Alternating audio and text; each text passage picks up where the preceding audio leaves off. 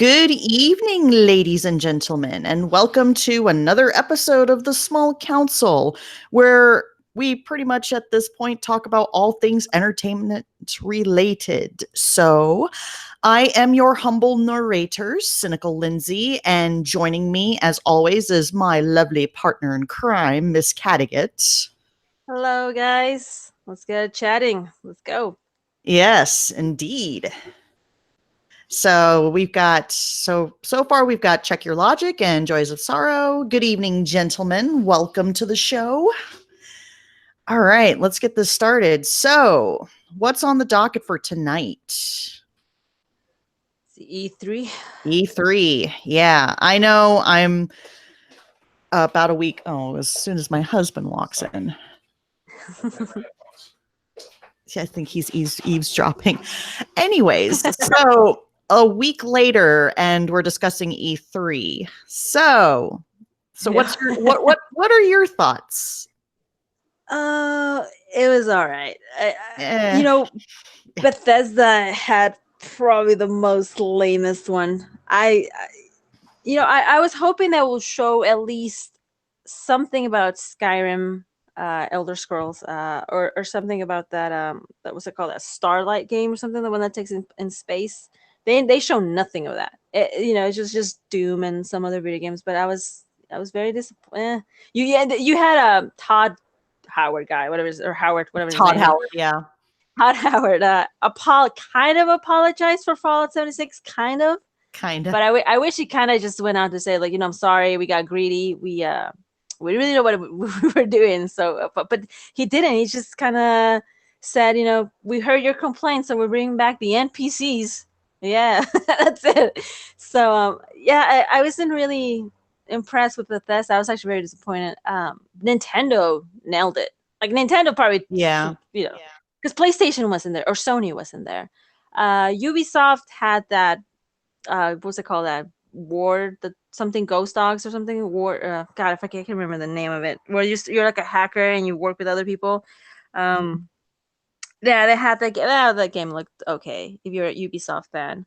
Yeah. You had, Sony was not there, so it was kind of lame, not having Yeah. Sony there. It was It was kind of felt empty. it was Yeah. boring. I don't recall the past couple years E3 being that boring. Yeah, exactly. It's just, uh, yeah, it was kind of. I was listening to Medicare. I was watching his stream, and if it hadn't been for his commentary, I don't think I would watch E3. It was just, the games were meh. The one game that actually was awesome was Doom. If you're a Doom fan, Oh, yeah. that looked awesome. So yeah, I think there were certain games that people, especially the Nintendo folks, like you've mentioned that you like a couple of the games that Nintendo showed. Mhm. At the Final Fantasy people there. So, Yeah. yeah, if you like those games, then of course you had a good time. But other video game players like myself, I wanted to see something from Elder Scrolls, anything. Mm. Nothing was shown. They had Halo, so that's actually not that bad. Microsoft kind of won me a little bit on that. The new Halo looks good, and then the Microsoft new console, I think they call it the Scarlet or something like that. Yeah, It that was looks, that was pretty much the biggest news I think of E3 from what I recall. Is yeah, Microsoft finally dropping the next gen console. it is, and no one. Well, I mean, that looks not that. It doesn't look that bad. It looks really interesting. And then, like I said, like if Sony had shown up, I think it would have given a little bit of competition to Microsoft. But since it was kind of, they were absent, we got what we got.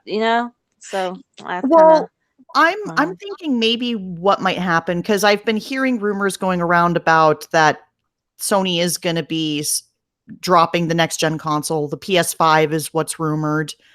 And I have a feeling probably what's going to happen is I'm thinking they're probably going to confirm that probably getting towards the launch period. Mm-hmm.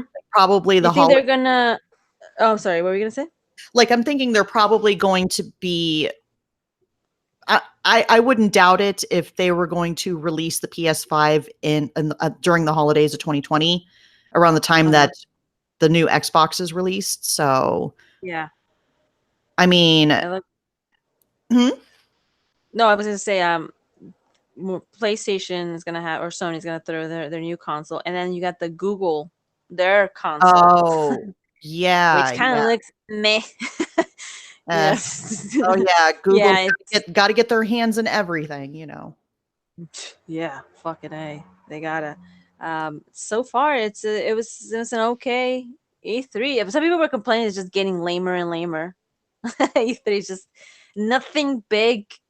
I mean, you can handpick like Doom. For me, Doom and Halo. Of course, Cyberpunk. That Oh, fucking game. Cyberpunk, That's yeah. the We finally got a date. Yep. April 15, 2020. So that's one game that I if I can take something positive out of E3, it's Cyberpunk. That game, I am waiting for it. Yeah. It looks fucking rad. But yeah, we finally got a date.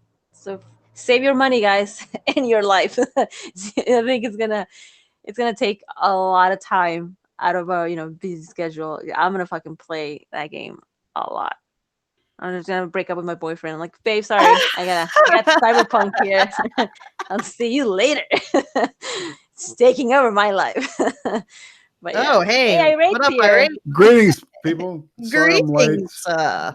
No You worries. got no, dude. I was late, dude. So you got nothing to apologize, man. I kind of got tied up. Whoa. Whoa, what was that? I have no idea. All right, next. Yeah, we were just in the middle of talking about the events of E3, or what was of E3. Not a whole lot. This is a nothing burger, basically. Mm-hmm. It seems like game companies are like really dialing shit back.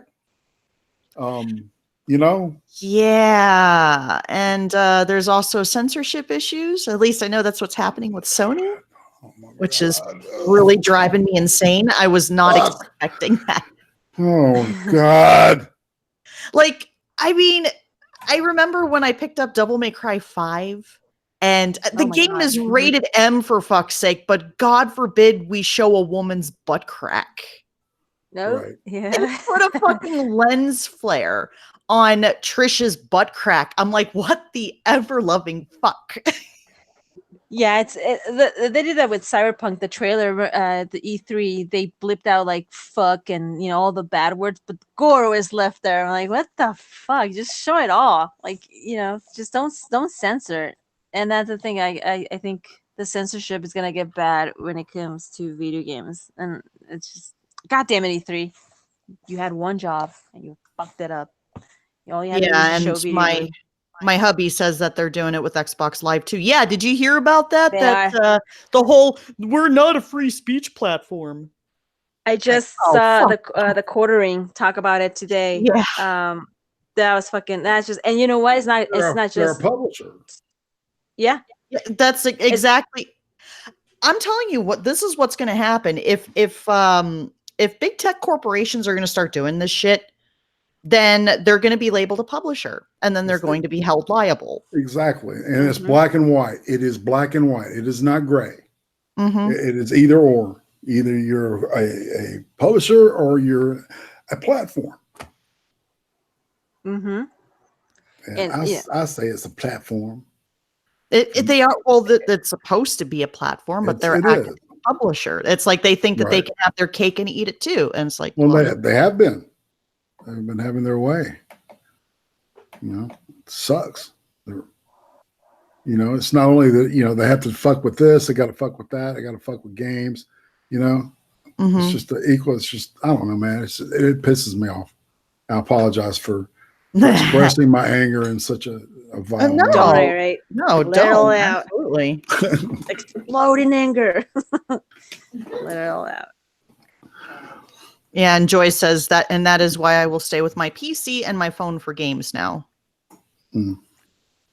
The PC people are like the elitist, right? Isn't that the joke around the gaming community? You got my PC people master race, and then you have the then you got us, the humble folks, the blue color, the console. Hey, I'm a console person. I'm a console Me chick too. for life. Have you guys played any of the Telltale Walking Dead stuff? I played the first season. I played and that was part good. of the first season. Yeah. Yeah, I just I've didn't played- continue. I'm on the last season. Mm-hmm. I like Oh. it. Yeah, I Is that like with that kind of stuff. The little girl, right? Clementine, Clementine. Yeah, it's been following her. Yeah, and that's who we're with now. I got a feeling. Since it's the last one, they're going to punch you in the gut. I did see the walkthrough, so yeah, I think you may be right. It's fucking, Yeah. it's and you know what? Didn't that company like cease to exist? Like they're not. No, yeah, they went tits up halfway into the project, and Skybound picked them up and put together this little coalition, man, and got it done. Mm-hmm. And I think it should be if it's published by anything, it should be published by them. Yeah, they finished it. I don't know how it's listed, but I've had a ball playing it. So it's just it is fun. It's a way for an old man to escape the horrors of being elderly in the United States at this point in time. No, it sounds like it is. I played the first season and it was good.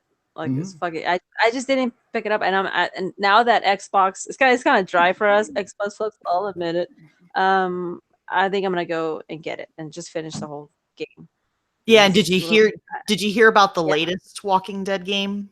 That it turned out to be quite the shit show. Oh, the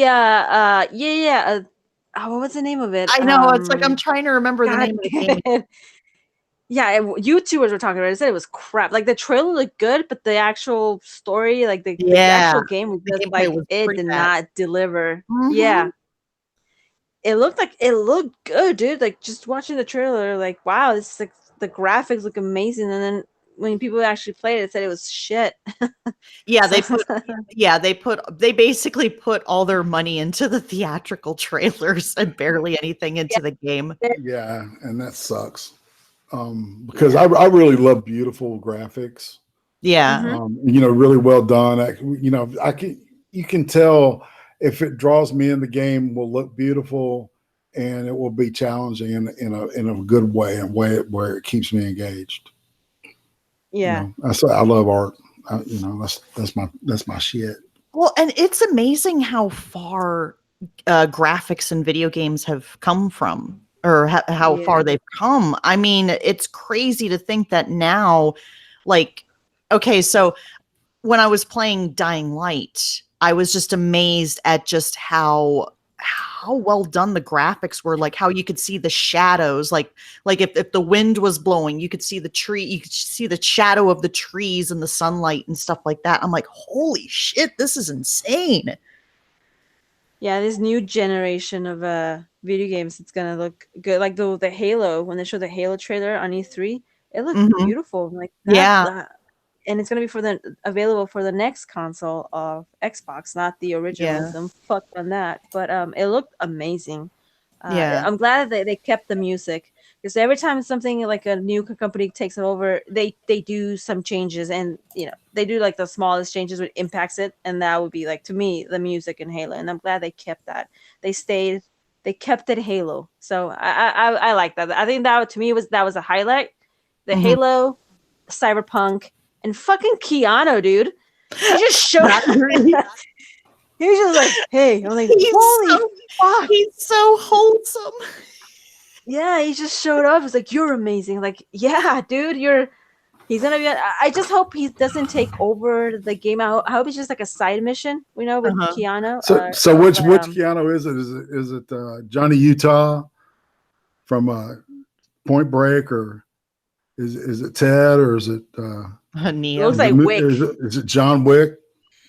Yeah, it looks like he's not a bad actor. I don't understand what people. It's like I've seen some shit, man. You just like, and I'm one of those people. I will sit through shit just to say I did it, right? Yeah. Say I saw that movie. It is garbage, right? You take my word for it because I sat through every fucking second of it. But man, his stuff is great. I have a ball. He's like a good.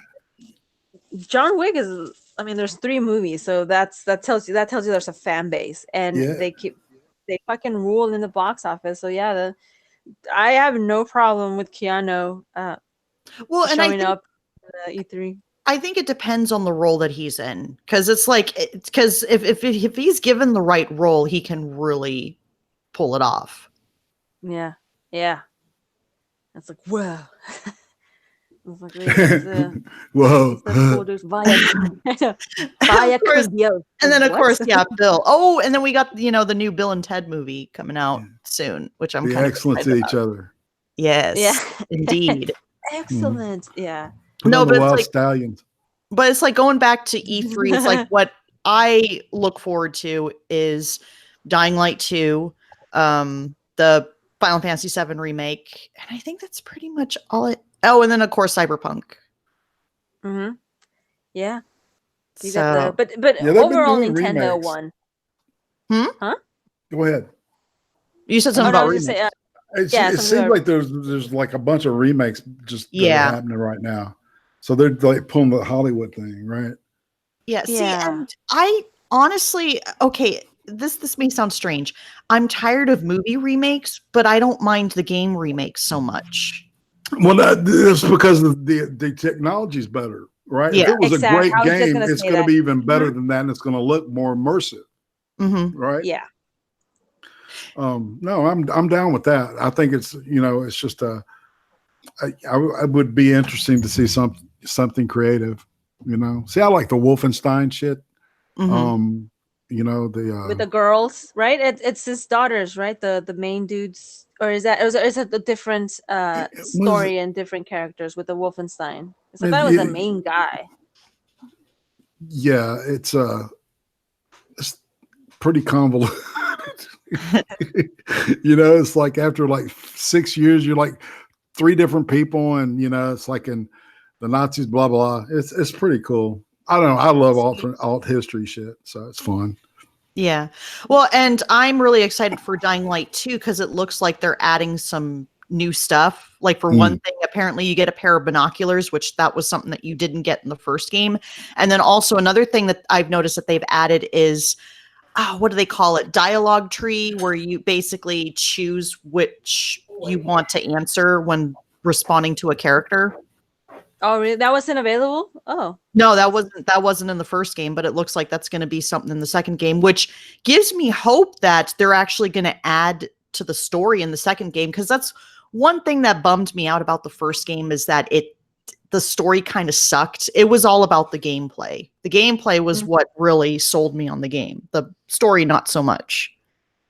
Yeah. I mean, if you're an anime fan, or Nintendo was your shit. Like Nintendo owned it right there. Like the Final Fantasies and all those games. Yeah, if fucking they had no competition. So yeah, Nintendo, in my opinion, one, I was very disappointed with fucking Bethesda. Microsoft did okay, but overall, it was in May E3 really. It's just they're getting lamer. Hey, at least they didn't have Andrew WK singing. Ugh, that was last. That was bad. But they had those dudes from Just Dance dancing around. I was like, it's actually pretty cringy. But it was overall it was meh okay E3. If I could give it a rating 1 to 10, maybe a 6.5 overall. Including Cyberpunk in there, I'll give it like a 6.5 in there. So yeah, sucks when one gaming company doesn't show up, and that was Sony, because I was looking forward to see what was Sony gonna bring up. And I was really surprised that they didn't show up this year. I guess they just really didn't have anything to add. Like I thought that maybe we were going to get more information on the second Last of Us game, but yeah, so did I. It's like, no, we just got like a little teaser trailer last year, and then that was kind of it. No release date or anything like that. Nothing. There's rumors out there they're gonna have their own December, and they're gonna show more of The Last of Us. So and maybe like you said, they're gonna probably talk about their new console. They're gonna drop it in December. So what I'm thinking is I'm thinking they're gonna wait until it gets closer to the launch date to release the confirmation of the PS5, so that way it's fresh in everybody's heads, if you know what I mean. Can I ask a question about something that you guys may know about? I keep seeing like footage from this game that Norman Reedus is in. Death Stranding. Yeah. That's weird, huh? Yeah. I want to see what that story is about. It's like, because it was really, it looks weird as fuck, and I love that kind of shit. You know, I think you're gonna like it, Irate. I think that's gonna be a game that you will, because it's fucking weird. Like the baby in the jar or whatever. I was like, what the fuck? Baby throwing a thumbs up, like, all right, we're good. Well, and then the crazy thing is that Guillermo del Toro makes a cameo in the game as well. Oh my god! I've got to see that, man. Yeah, it was like, I think it was E3 last year. When they unveiled more footage. Well, it's more footage of Death Stranding. It's like all of a sudden it's like Guillermo del Toro pops up. I'm like, holy shit. Dude, the guy's he's been two of my favorite movies, Pan's Labyrinth and actually The Devil's Backbone. So he's fucking, he has a gift for writing monsters, like creating monsters from his head. That's fucking awesome. Yeah, man. Oh, fucking Hellboy. See, his vision of Hellboy was perfect with the Cthulhu-esque like stuff, man. I love that Lovecraftian shit. Beautiful. Well, he was supposed to be collaborating with Hideo Kojima and Norman Reedus on the PT game, but of course Konami had to just go tits up and cancel the game, which pisses me off because I've been dying for a new Silent Hill game, but whatever. Those Silent Hill movies. I'm like a hardcore. I am a hardcore fan of that franchise. It's like Silent Hill and Resident Evil are my two favorite game franchises ever. And you know what? The movies weren't that bad. Like Silent Hill, the first Silent Hill movie was I liked it, dude. I thought it was really good. And then the first Resident Evil movie with Michelle Rodriguez and Mila Jovovich, they're like two of my favorite video games movies made from video games. I thought that was really, really good. I don't get the complaint really. I thought they were both fucking awesome. Yeah, you know what? I didn't mind Resident Evil, the first movie, so much. The same with the Silent Hill movie either. And actually, I didn't even really. Okay, so Revelations was not as good as the first movie, but I rather enjoyed it because I thought they were fairly close to the source material in the third game. But I didn't even hate the second Silent Hill movie. Yeah, same here. I didn't see the second Silent because I heard some mixed reviews about it, but to me the first one, and the casting was actually pretty like Sean Bean is in it, the Radha Mitchell, and the Andrea from The Walking Dead played the cop. So Laurie Holden. So I thought it was a good movie, and the little girl did a good job. Yeah, very good. So I just like the whole monster sequence. The dude with the fucking spike. What was it? That triangular. Pyramid Head. Yeah, yeah. See that? Yeah, that was good. One thing that is one thing that kind of bothered me about that movie. You know, me being the Silent Hill fan that I am, because Pyramid Head was involved in the second game. Yeah, that's what I thought he was in that. Okay. Yeah, he was in the second game, and the second game was what we call more personal horror, while like the first and the third game dealt more with the cult of Silent Hill. Oh, I see. And then the second game, I guess you can kind of think of like it as Stanley Kubrick's The Shining, in which Silent Hill, the town itself, is alive. Oh, wow. And this guy gets drawn to the town, and you know he's like, he gets a letter from his dead wife, or his wife, who he thinks is his wife. His wife's dead, and just the stuff that is just revealed. Oh God, that Silent Hill 2 is just utter perfection. It's is there the same cast in it, like Rhoda Mitchell, or is it like a whole different story? Yeah, well, the first movie is based off of the first game, but they gender swapped the main character because the main character in the game is a guy who goes by the name of Harry Mason, and he's looking for his daughter. His daughter Cheryl, and then they changed it to Sharon in the movie. Oh, I get you. Okay. Oh, wow. Yeah, there were some differences between the movie and the game, but I mean, for what it was, I thought it was a decent adaptation. Yeah, I truly like the first one. I haven't seen the second one because I said I've heard mixed reviews, but I'm gonna check it out. If you said it's good, then I'll check it out. That's why I wish Quiz were here because he's another fellow Silent Hill fan. Oh, he's an expert on that. Yeah, I mean, like I said, we kind of got into a conversation about it on Twitter a while back. I was like, oh my God, another Silent Hill fan, because that's like one of my all-time favorite game franchises. It is. No, the Silent Hill ones are really good. So, can you imagine to make a newer one with the newer graphics, like if that would be fucking a new Silent Hill movie. Yeah, and it's the last game that came out was okay. So to kind of veer off topic when it comes to Silent Hill, a lot of people in the fandom were not happy with the games after the fourth game because they got a completely different development team. And I seem to be one of those ones that actually defend the later games, especially like there were 4 different games that came out after 4. There was Homecoming, Origins, Shattered Memories, which was a remake of the first game, and then Downpour, and Downpour was fan-fucking-tastic. I mean, the story was so good, and I was like thinking, if they were to do another movie adaptation, it's like, do Downpour. So, but unfortunately, the gameplay really wasn't all that great. There were some bugs in it, and the monsters were not nearly as scary as in the previous games. But what really carried that game was the story. It was so good. Like a good game, yeah. Yeah. But, well, what did you think of E3 overall? Yeah.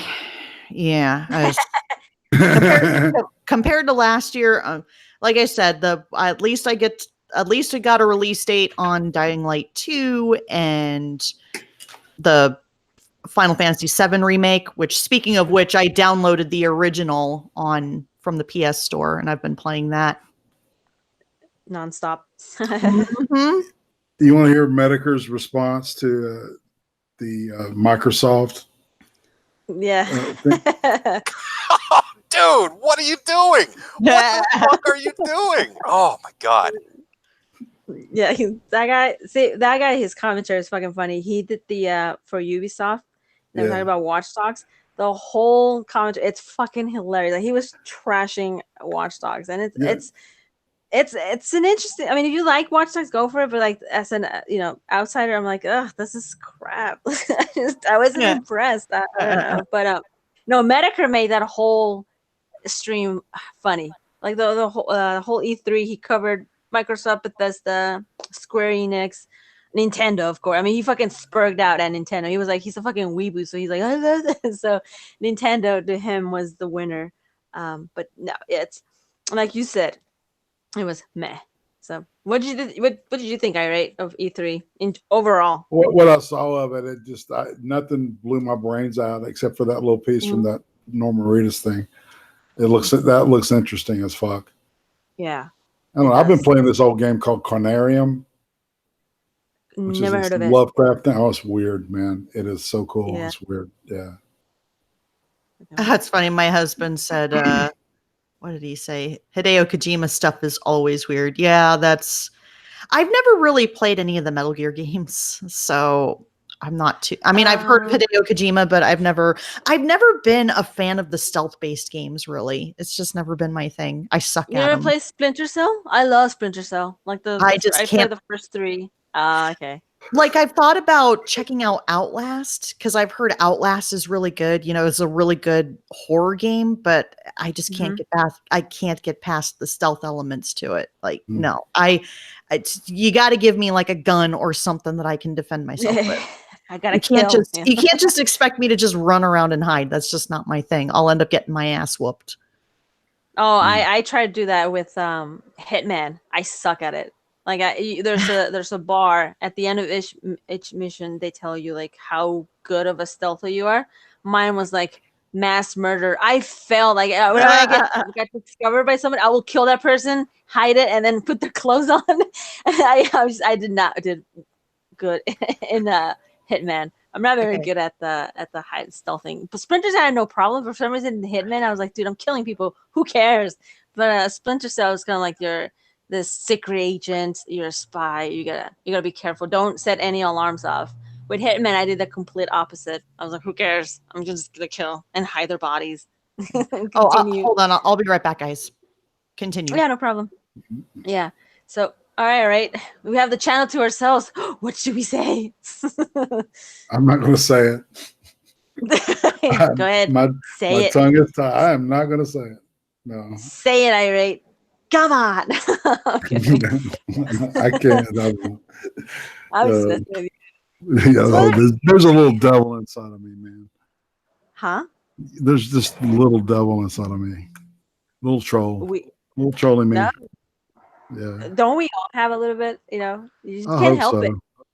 I hope so. We all have a little bit. But hey, so what kind of games do you play besides? Pretty much RPG stuff, like horror RPG. I love this old game called Carmageddon, where it's a bunch of cars killing each other. All right. Have you ever seen the original Death Race 2000 by Roger Corman? No. What is that? It's a race. It's a race where they hit pedestrians as points and shit, right? Like Grand Theft Auto. Kind of sounds like it. Huh? Yeah. It's a racing game based on, pedestrians or extra points, and then destroying your enemy or other drivers is the point. So it's real like base. Yeah. It's fun. You like you say you like horror video games. Do you like Evil Within? Because I've heard that game's pretty fucking scary. Like the first person horror. I think I've got it. Hold on. I think Evil Within. And you know what? We forgot to talk about the Blair Witch Project. They showed up. A game is based on that on E3. A lot of people look excited for it. I didn't see that. You didn't see that? Oh, you should check it out. I think if you like horror surviving game, I think you will like the Blair Witch Project game. Oh, yeah. The trailer looked good, and then as the camera was zooming out, as you see the symbol of the Blair Witch Project. So people were actually applauding, and they're like, "Oh shit, Blair Witch Project game." So I hope they don't bring that whole shaky camera like from the movie. Are you talking about? All right, did you say The Darkness Within? No, the Evil Within. Okay, I think this is it's a PlayStation. In Pursuit Maybe there's another game. Loth Nolder. Weird name. No, the Evil Within is you're a detective and you go into this house and you're like trapped in the house and like you fucking have to get out and you're solving like a crime. Also, it's like a gruesome. I think it's from Bethesda, if I'm not mistaken. So it looks like a fun game, but yeah. If I'm not a fan of horror. I tried to play Doom. I just could not. I couldn't take it. It's not as it was horror. It was just the shaky camera to me kind of did it, and it was. I don't know. It's just nothing but like shooting up the monsters and then running away, and then you got cool metal music in the background, and that was about it. So I wasn't. I was telling my boyfriend like that's kind of like a guys game. You know what I mean? Like to me, I'm like meh. The type of games that I love is the survival. Like the apocalypse, like the Fallout. I played Metro. That was actually pretty good. The Metro game, but no Fallout. Fucking, I think I played Fallout 4. Far Cry 5 was actually really good. I liked it, and the soundtrack to that video game is fucking beautiful. It's so underrated. But as of now, I'm just waiting to see what game, because it's been dry for us Xbox people. It kind of sucks. PlayStation has a variety of video games. For us Xbox folks, no exclusives really. It's just been it's been dry. So I'm very very looking forward for Cyberpunk. That's the only game that made me at. Oh, And hey, I'm back. Lindsay, you're back. Yeah, we were Yeah. not talking anything racist or anything, right? Okay, good, I good. almost said it too. We were being good, right, guys, in the chat? We Mhm. weren't dropping 14. My Mhm. dare to see it. I see the devil horns. I see the devil horns Oh, trying to poke out of your head. Yeah. Yeah. Did you see that we are actually people are growing horns because of cell phones and shit? That's No. scary. Yeah, little Yeah. bone spurs out of the back of the skull that That's insane. could be called horns. That is from holding your head at that angle. The bone forms supporting the tendons and tendons, bone to bone. Ligament is muscle to bone. Is that it? Or is it Dude, vice that's versa? you know? I can't remember. Oh, another thing I'm actually really excited about. I can't remember if they mentioned it at E3, but apparently Konami is releasing a TurboGrafx 16 plug and play. I am super excited about that because that's a console that I was a huge fan of back in the day. A severely underrated console from like the late 80s, early 90s. Nobody's ever heard of. It's new to me. I played one of my favorite games was a Konami game on a Genesis. Zombies Ate My Neighbors. Oh yeah, that's a classic. It is, man. It's like I've tried to emulate it. I can't make it work. It sucks because I love that guy. I'd be playing it right now. It's just fun to just zombie out on. Wait, were you guys mentioning Fallout? Because my husband likes to play Fallout 4 with the Diamond City radio on. Fuck yeah, dude. That's something that I was telling my sister. We just finished Chernobyl.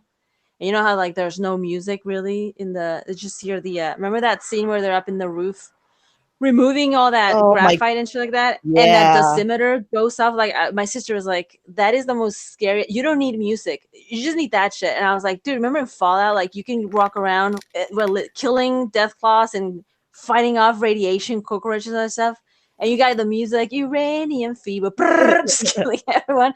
Like that's the difference between that Fallout and that Fallout over at Chernobyl. Like the music can make a scene, and in Fallout it works. Just that soundtrack. With Chernobyl, it wouldn't have worked. Can you imagine just hearing uranium fever as you're like lifting, as you're throwing the graphite? I thought that was a fucking excellent miniseries, dude. One of the best things I've seen in a long Chernobyl, yeah, hands down. I hope Chernobyl wins all the awards, assuming they go for the Golden Globes and Emmys. I hope they give fucking Game of Thrones a run for their money, because that for that just 5 episodes, and look what they did. Like they did phenomenal writing, acting. I didn't realize there were so many actors from Game of Thrones in it.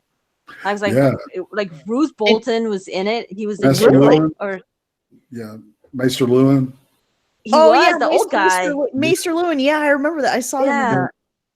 That's crazy. It's like you have Game of Thrones, you have a couple of the actors from The Terror. I mean, it was a Jared Harris. Yeah, he's a Jared Harris. Yeah. Oh, he's fantastic. Yeah. So, but it's crazy to think that I think most of the stuff in that, I don't think it was.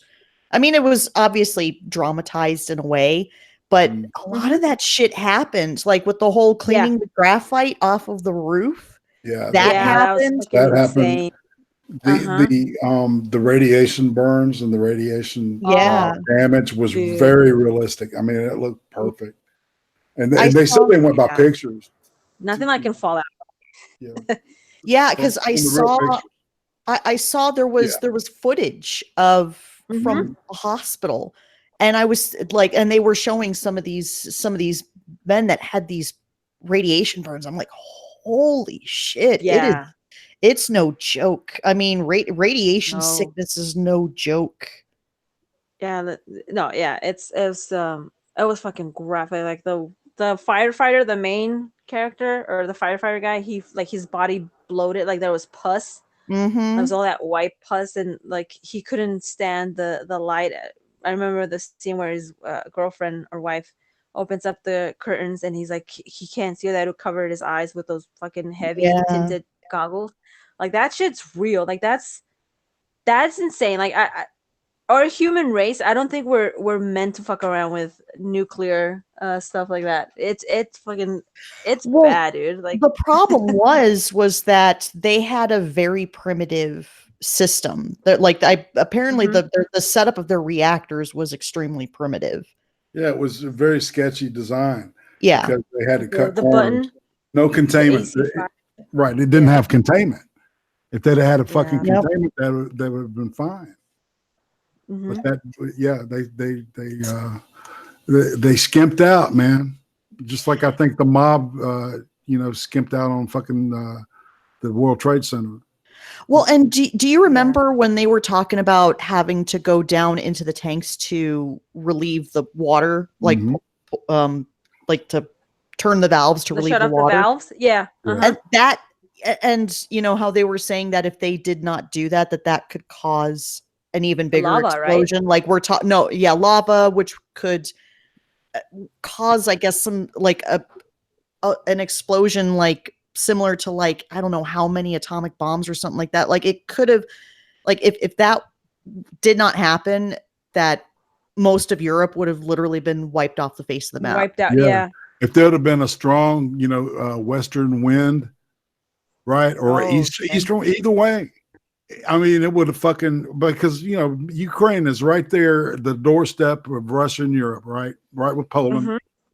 And I mean, it was, and the amount that was released was incredibly. I mean, it was like, what did he say? We're doing what, average of 30 Nagasaki's a day. Yeah. Or 40, something like that. It was like, oh my God.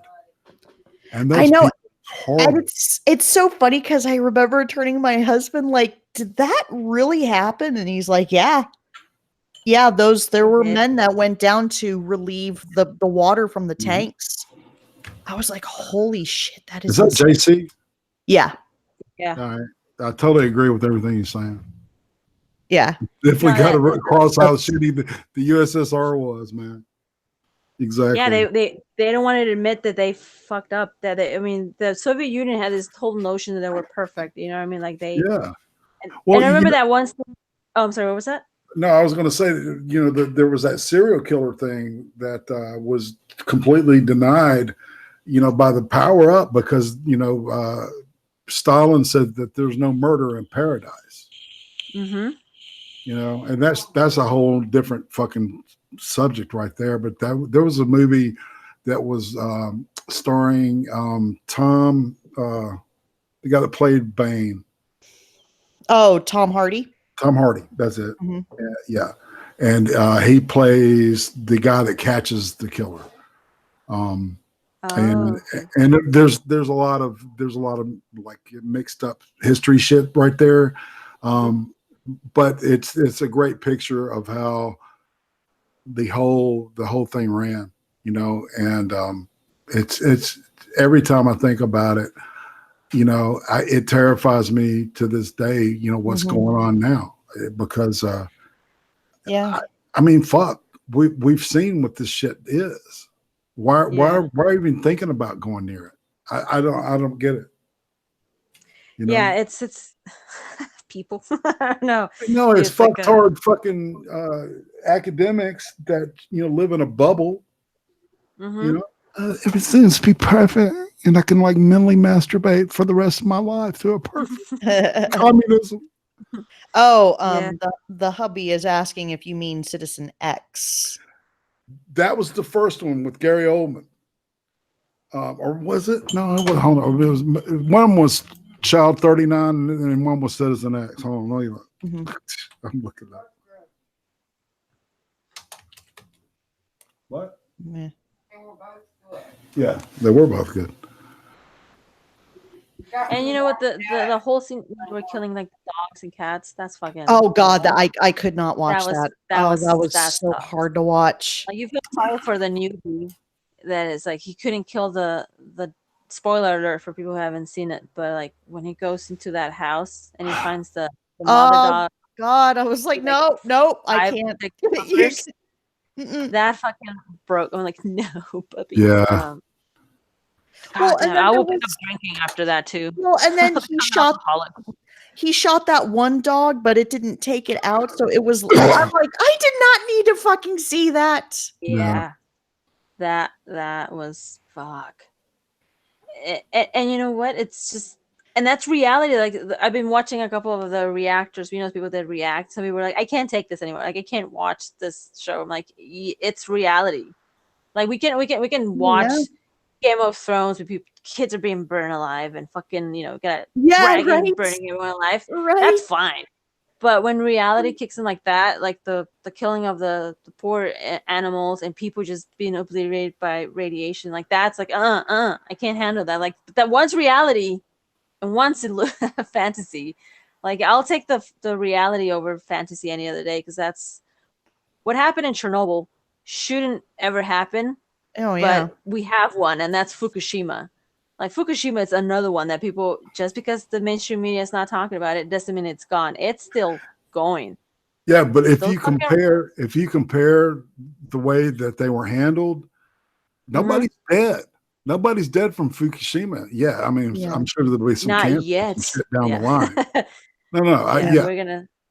Yeah, but it was nowhere near as disastrous because I mean Chernobyl. I mean, how many people died on impact? I mean, and then the bridge of death. It was only 9 years old. The Chernobyl plant.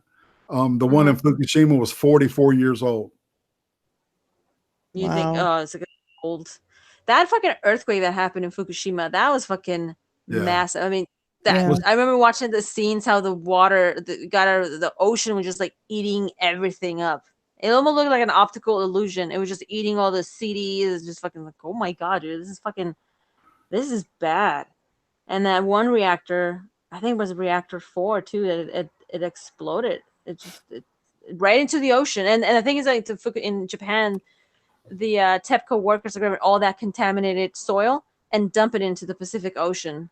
So don't go into the water, kids. That's there's a chance you might get cancer later on, or eat anything from the Pacific Ocean because all that's just tainted. Yeah, and Sora says, seeing the photos of the exclusion zone always chokes me up. It's devastating. It is. I mean, it's crazy. And then I was watching some video on YouTube where they were talking about areas of Chernobyl that was the most irradiated. And one of them, I think they called it the elephant's foot, which is inside the reactor itself, I believe, or I think it's reactor 4. Yeah. It's reactor 4, and it was the basin in which the containment should have set, right? That's where the thing that they were with the graphite that they were shoving the rods into was located. Yeah. And it burnt right through that thing. And I think it said something along the lines of that you could get radiation poisoning within like being 30 seconds or something like that, or a minute within distance of that thing. That's crazy, isn't it? Jesus. Yeah, it's just being ripped apart by neurons and shit. Oof. Yeah. Neurons, not neurons. Neurons. I don't know. Yeah.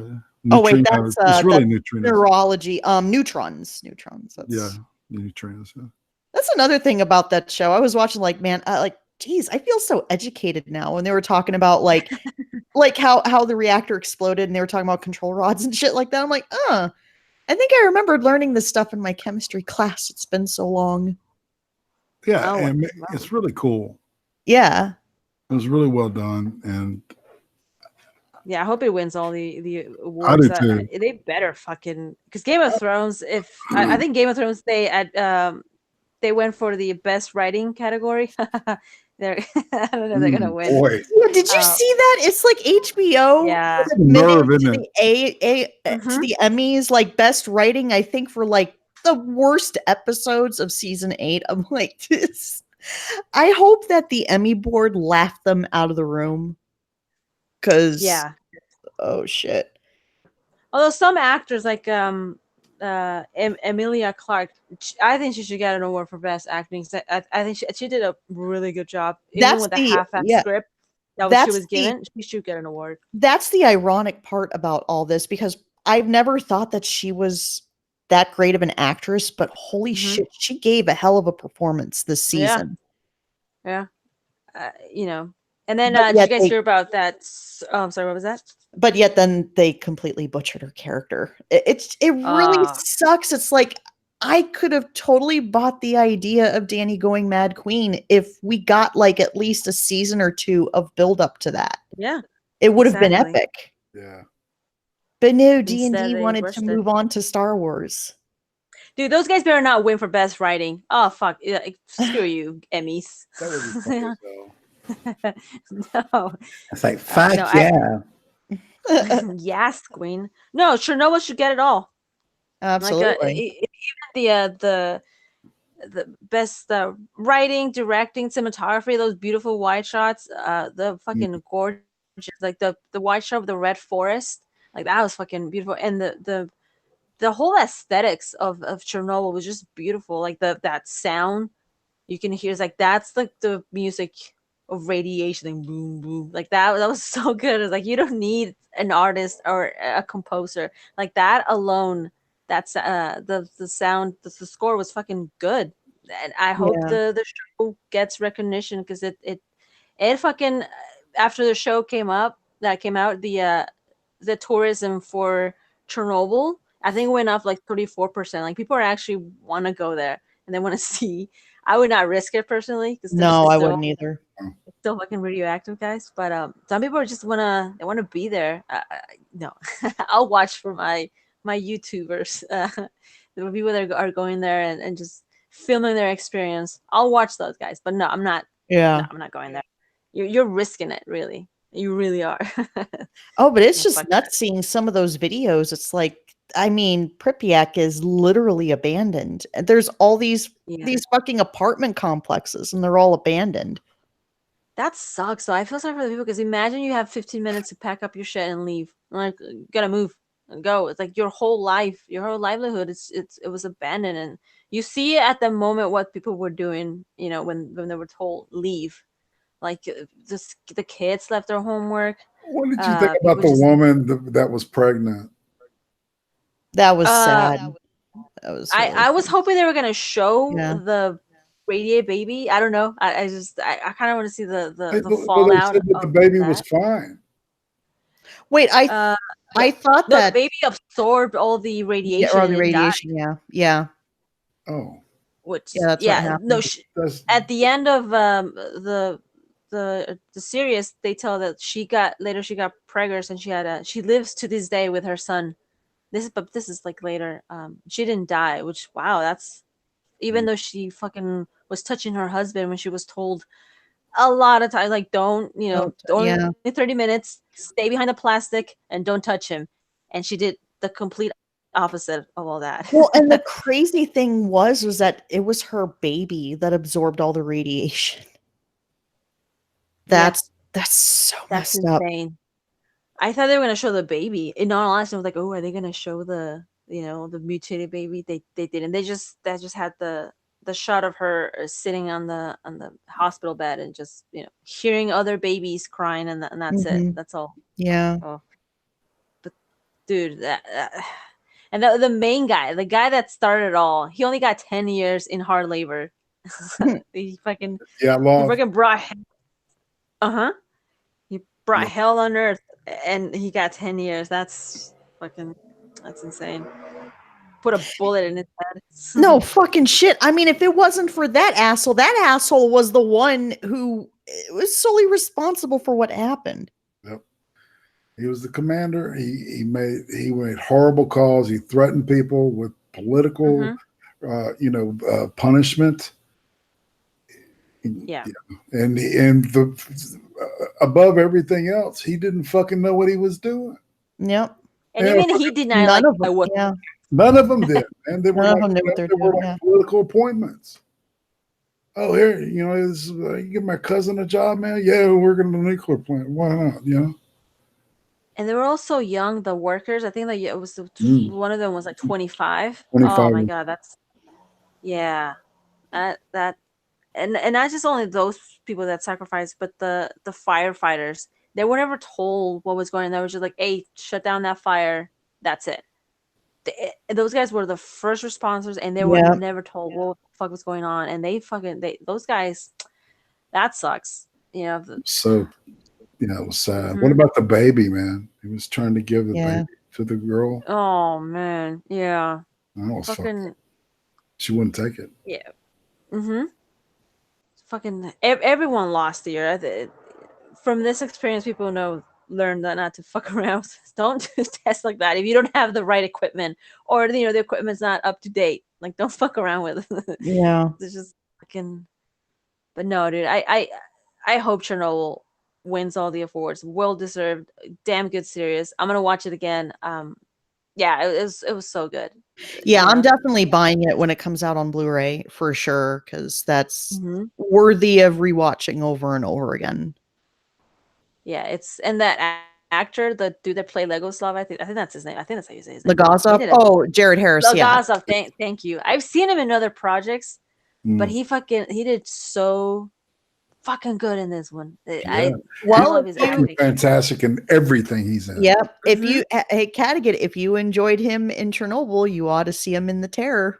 Fringe. He's in it. All right, I'm gonna watch it. Yeah. And then the guy, oh shoot, I can't remember the guy's name, but the firefighter that you see, that the young one. Yeah. Yeah, the one that's the husband to the blonde woman. Yeah, he's also in The Terror too. Oh wow! Yeah, have you noticed how they had actors they had a lot of actors from Game of Thrones. The lady with the baby, she was in the apparently Game of Thrones running away from. I didn't know that. I was like, yeah. I was like, damn, they got some good actor. And that Skarsgård guy, he did so fucking good in that movie and that TV show. Was great in that. Yeah. When he fucking loses it after they give him like not a half-ass, but like that robot from the Germans, because the story lied about the numbers. Like when he fucking went berserk, I was like, damn, that's like an award-winning performance right there. Just that scene alone. He's a great actor. Yeah, that's Alexander and Bill Skarsgård's dad. Yeah. Damn, the Skarsgård people, huh? It's a good bunch of actors, that family. What about the Bill? We're forgetting Floki. I mean, Floki, yeah. What's that guy?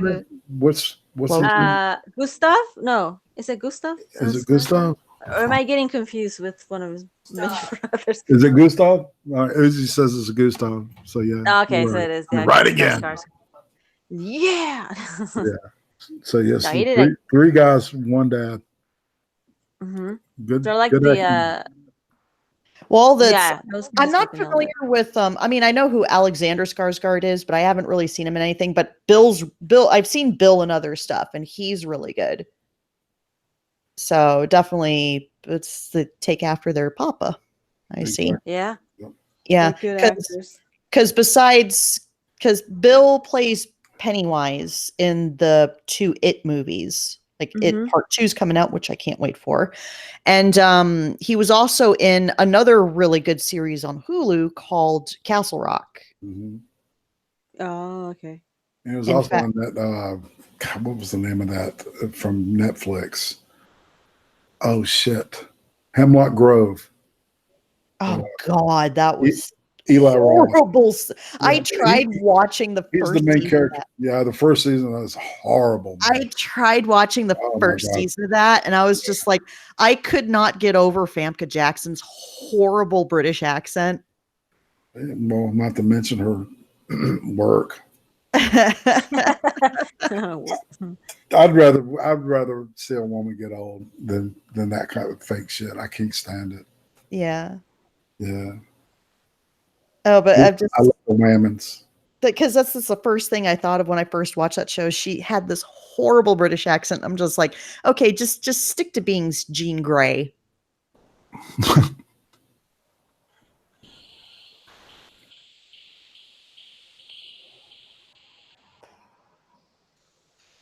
Sorry, as I take a drag from my vape pen. Oh, RJ mentioned Stranger Things. That's another thing we got to talk All about. right. The trailer dropped yesterday. The final trailer to season 3 of Stranger Things dropped yesterday. And holy fucking shit. I can't wait. You haven't seen it? You should go see it, dude. It's good. It just came out yesterday. I was gonna go to sleep and I watched. I was like, "Fuck, dude!" I can't wait for Stranger Things. I don't want to get too hyped though. I'm afraid. I know. That's the thing. It's like after I'm Game afraid. of Thrones, like any Yeah. other show, I'm just gonna tread lightly, like thinking, please just don't fuck it up. Don't fuck it up. That's all I'm asking. Mhm. But and RJ said that I guess they're bringing back the new Coke. The Coke? Yeah, remember New Coke back in the 80s? I've never tried it, but Was that the Crystal Clear? No, that was Pepsi, right? Crystal Pepsi, See, yeah. yeah. Oh, It was like I think it was like sometime in the mid 80s. Coke released New Coke, and that was supposedly going to be. It was a brand new formula, and it was going to be apparently what they were going to go with. But there was a huge backlash. People did not like the new formula. Yeah. They had New Coke, and then they had Coca-Cola Classic. Oh, okay. See, I remember watching the that VH1 show All of the 80s, and they talked about it. That's why I was like, oh, okay, yeah, I remember now. Yeah, there was like there was nothing new with New Coke. New And Coke, it's funny and because then we were both around when New Coke was released, but I've never tried New Coke. My parents would always buy Coca-Cola Classic. yeah, that's the class. That's fucking good. It didn't the old school Coca-Cola have like a little bit of cocaine, like just a little bit. Yeah, apparently so. No wonder kids. But I'm like thinking I'm gonna have to try that to see what it tastes like, because obviously I was a Coke kid growing up. Oh, Coca-Cola is like everyone in the world. You can go to any part of the country and you ask for people know Coca-Cola. Pepsi and Squirt and 7-Up, they're like, I don't know what you're talking about. But Coca-Cola is known worldwide as like the #1 drink. Brings people together, guys. Yay! I've seen those commercials, like everyone's the world to sing in perfect harmony. Yeah, I remember Oh my that. god. It's like after I saw the word Coke, I had that damn jingle stuck in my head. That was like that came out in the 80s, right? That commercial, that No, it was the 70s, because I was watching like a collection of old 70s commercials. I'm sure that's probably one that Irate will remember. Irate was born in the 1500s. Of course, to teach the world to sing. Oh yeah. Perfect harmony. The classic Coke. I mean, that's the anthem of that era. Yeah. Really, it was the epoch of pop. Yeah. Nice one, boomers. Yeah. No, and I wasn't part of that. I was a little kid. I'm a late boomer / early Gen X. So you're about Bloodwing's age, I'm guessing. I'm a middle child, a little younger. Yeah. Oh, okay. Stay blaming you, Irate. You bitch. I'm joking. Meanwhile, you're the reason why. Meanwhile, Kattegat I was born in 83. Yeah, we're late. We're tail end Gen X, early millennial. Even though I don't classify myself as a millennial. No, I think millennials, you have to be born between 1987 and 1998, somewhere like that. I think that's considered the millennials. I think you and I were fucking well, that's why we're 90s. Right. Well, I thought that's what the term millennial meant, was that if you grew up at the start of the new millennia, then you were a millennial. Mm-hmm. See, it's like I became of legal age at the start of the new millennia. That's why I don't really consider myself a millennial. No, we're the zennial. We still, y'all are in betweens too. Yeah, we're the micro generation. They call the zennials. Because we still got. I mean, when I was in middle school, the whole internet thing was just like it was just starting to pick up. Remember? It was the baby stage. Yep. And then we still remember the huge ass floppy disk, like they were like square. Like you could figure you had to insert it lightly or it will easily break. I got to fucking save my my homework and those the ones that came after those ones, the thin ones, and then the USB drivers that came out like later on. But fucking, we still got to play. Yeah, ours I was. still got the cassette players. Yep. CDs, VHS. We Cordless still got to. phones. Yeah, you had to Yeah. stay there. You can't. Or You couldn't actually, go walk. shit, we were around when it was corded phones. Like, remember that how you would get on the phone and you would kind of wrap yourself up in the cord? Yeah, yeah. When Radio Shack was still a thing, you and I were just like. Yep. Now it's yeah. See, so we still got like a taste of the leftovers from the '80s and the beginning of the millennials, whatever stuff.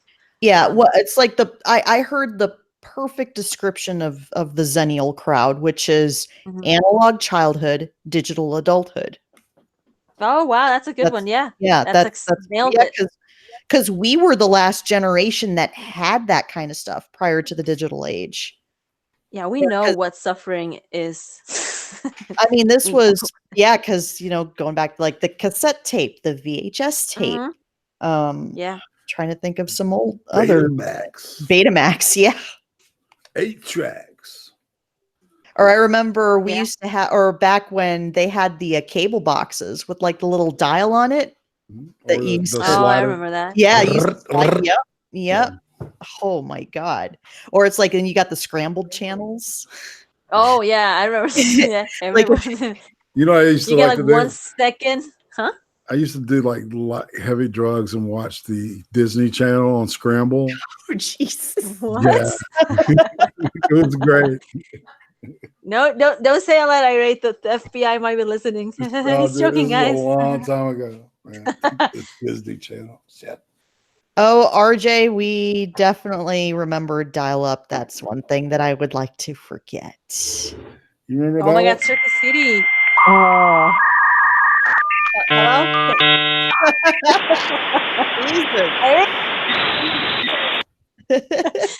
We're connected. And it's so funny because I remember back in the day when we had dial up, we only had one phone line.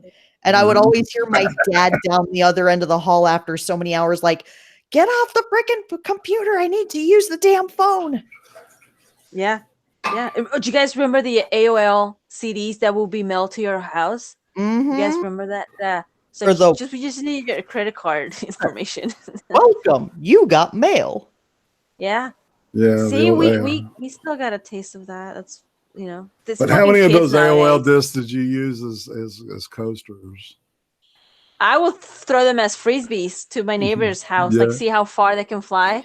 Man, those fuckers will fly. I'm like, oh shit! Well, there goes 80 minutes of free internet. Remember CompuServe? Yeah, those things are. Yeah. Oh, hey, here's one for you. How about IQ?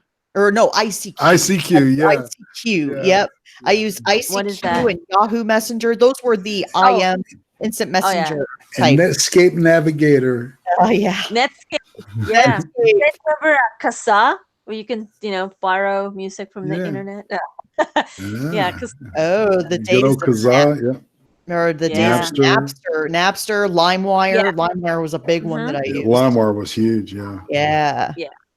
See, we get it. We live. Remember newsreaders and shit though? Did you get downloading binaries and shit? Or in assembling RARs and shit. And then you got GeoCities. Because I remember I had my own website using GeoCities. Yeah. Really? Oh Jesus, those were the days. I remember it would take me like 3 days to download something, to watch like a movie or some shit, and it would be on 2 like regular CDs.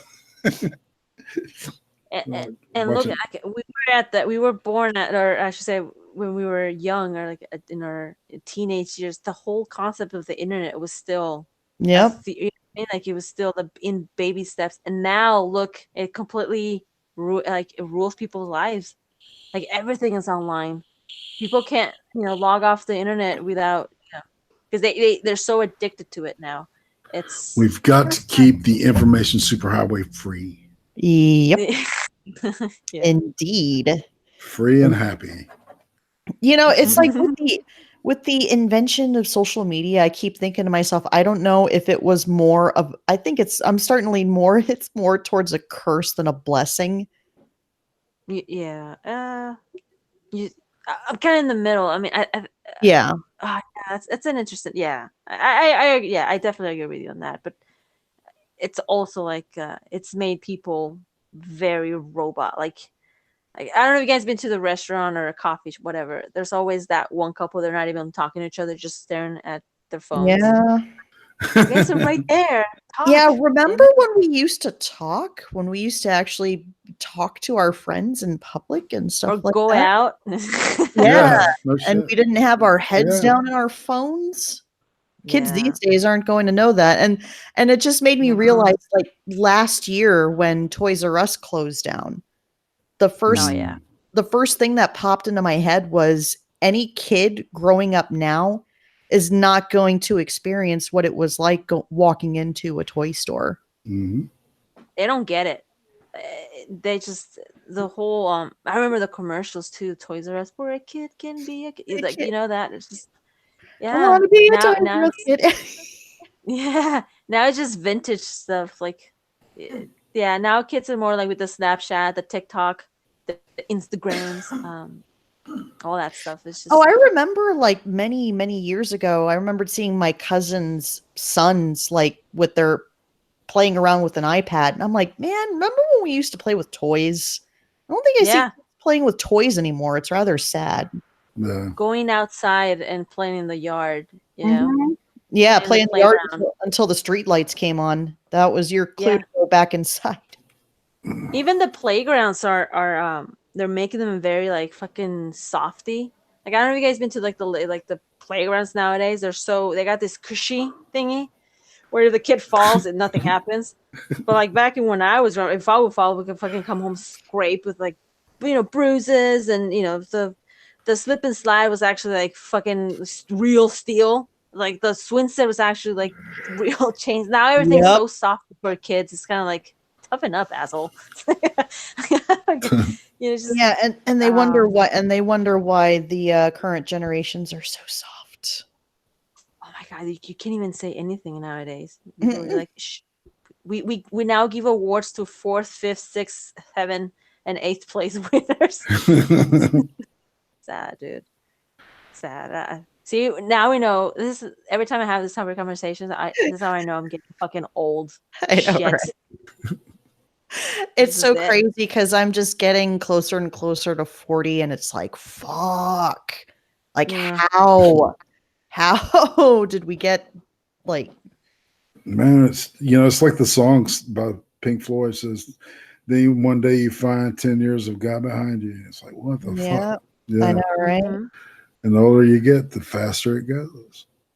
Yeah. Yeah, and talk about music too. It's like we grew up in an era when music was actually awesome. The 90s is really an epoch in rock and roll with grunge and the variations that were built around it. I love this guy named Rick Beata, a YouTuber. He's a professional. He's a former engineer, I think, and he can play anything.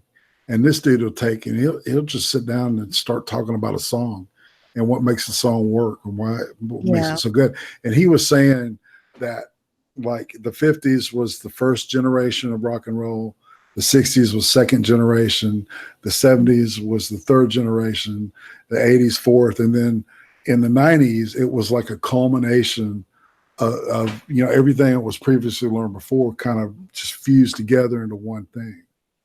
And it's the music itself reached, I think, rock and roll wise, it can't go any higher. No. It goes to 11.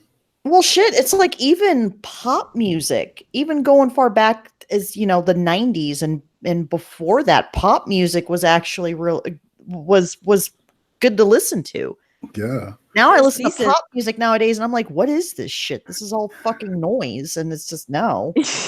I was listening to Like a Virgin. Bullshit. It's Like a Virgin. Yeah, hey, you know what? Oh I my like God, That's yeah. a great Yeah. song. It's a great pop Yeah. song. Yeah. It really is. Yeah, Madonna actually had some great tunes back in the 80s and like the early 90s and stuff. I love how she would just constantly reinvent her, her Yeah. image and her sound. The Vogue era. She was the fantastic. original icon. Yeah.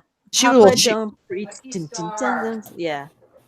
Yeah, or shit, Michael Jackson. I mean, there's a Billie reason why Jean. he was called the king of pop. I mean, everybody. You could be like me. I predominantly listened to metal music and shit, and I loved Michael Jackson.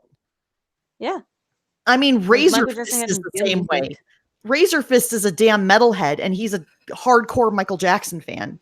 That was what was great about MJ, is that he could basically reach anyone with his music. Yeah, exactly. Nowadays, it's just the music. It's like, you look at the music right now. You got the Camila Cabello's, whatever her fucking name is. You have reggaeton. Ugh, I hate that fucking genre of music. Just have, I don't know. Like I said, like I think this is the signs that we're getting older, or maybe it's just shit music that we're just not tolerating anymore. Like, fuck this. I'll go back to. That's one thing that dude does, is he explains why the music of today is even worse because of technology. Digital. It doesn't. There's no human to it, right? Yeah. And he shows that to you, like with drum beats and stuff. It's just a natural drummer is not perfect, like a beat, like a digital anyway. So, yeah. Yeah. Yeah, I mean, it's like I will argue with anybody, going back to Michael Jackson. I will argue with anybody who says that Thriller is not the greatest pop album of all time. It's like, I will fight you, because I firmly believe that was the best pop album of all time, or at least one of the best pop albums. Yeah, because that was like, I think the first album that I owned as a kid was Thriller. Mm-hmm. Oh, really? Oh, nice. Yep. Yeah. $1 Billion Babies was mine. Oh, $1 Billion Babies. Yeah, Alice Cooper. Alice Cooper. Fuck yeah. My dad was a hardcore Alice Cooper fan back when he was much younger. I saw him at the Flush the Fashion Tour. Well, I mean, the man was the king of shock rock. Mm-hmm. I mean, he was the one to really start it all. People were probably thinking that David Bowie was the first. It's like, no, it's like David Bowie was more of the glam metal side. No, Alice Cooper was all about the shock. This was way before Kiss and Marilyn Manson. Mm-hmm. Yeah. He's the Lon Chaney Sr. Yeah. Of shock rock. I agree. I endorse that opinion. He sure was. I mean, and the guy lives here too, in my hometown. Yeah. Did you know that? All right, the 3 guys in the band, the 2 guitar players and him, were on the track team at school. They didn't do drugs. They didn't smoke. They were track stars, and they were kind of like, at that school, the football team sucked, the basketball team sucked. The only thing good was their long distance marathon. What is it called? Marathon running. Cross country. That's right. Thank you. The cross and their coach had that guillotine.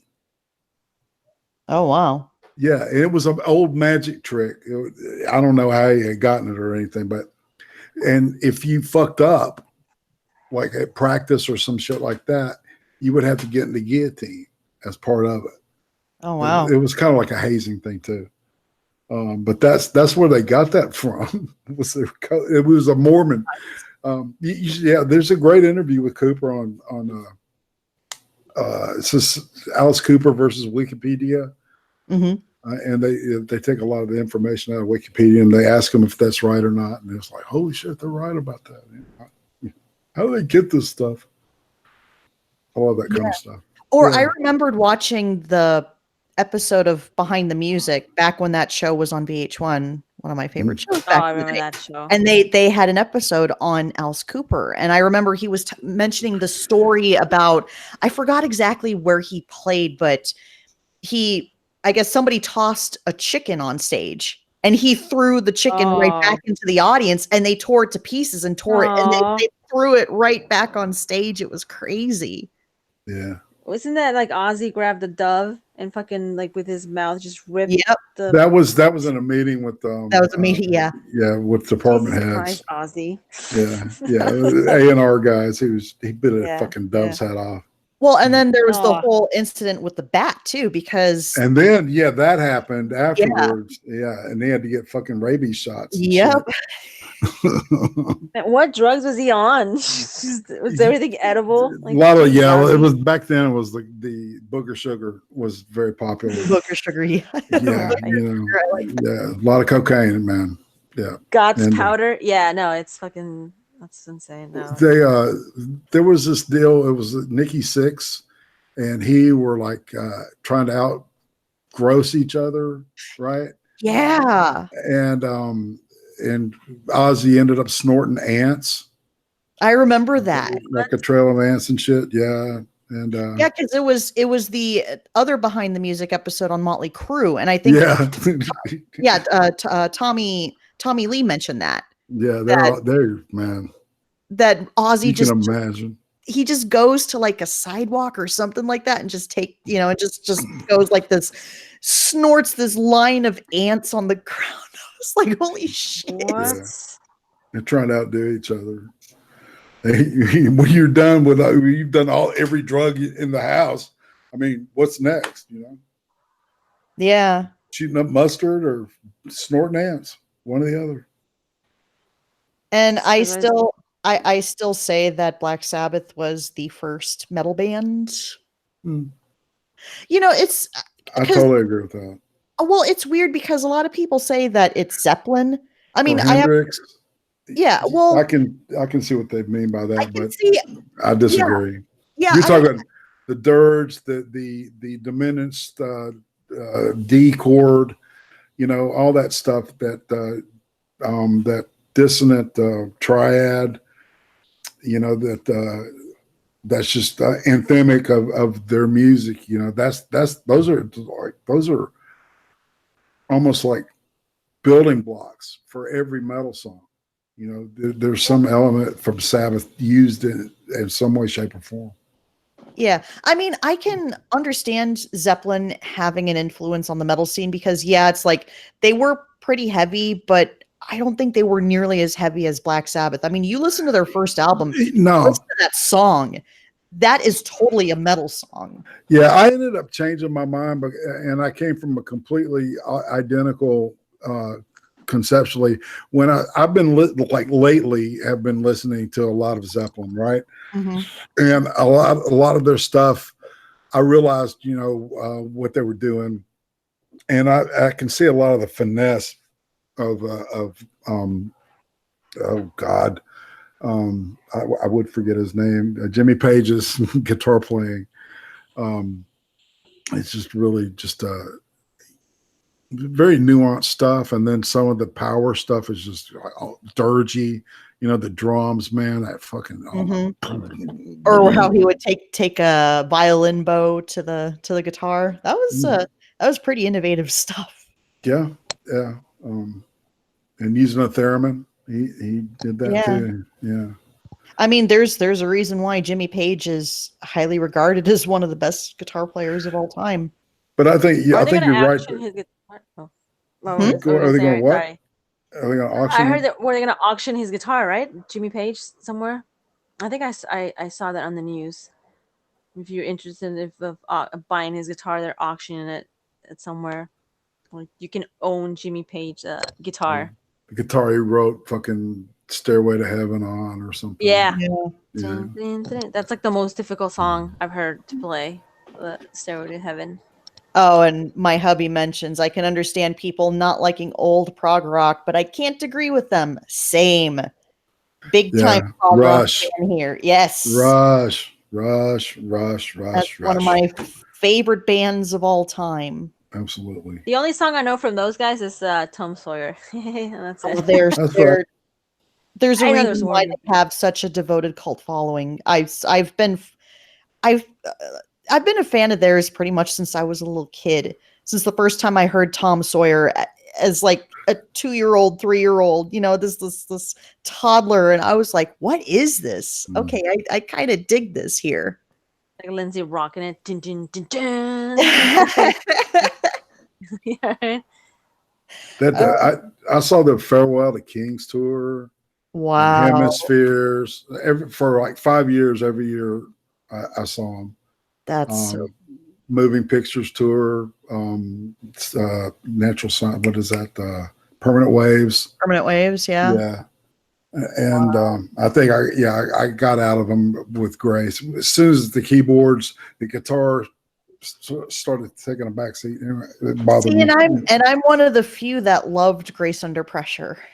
Yeah, no, I didn't. I didn't say it was a bad album. I just said that was the beginning of where I was like starting to distance myself. Yeah, I get it, because it's like, Power Windows was probably definitely one of my least favorites, and Hold Your Fire was okay, but then of course they kind of went back to form with Presto. Mm. Yeah, and at that point in time, I was just doing my own thing.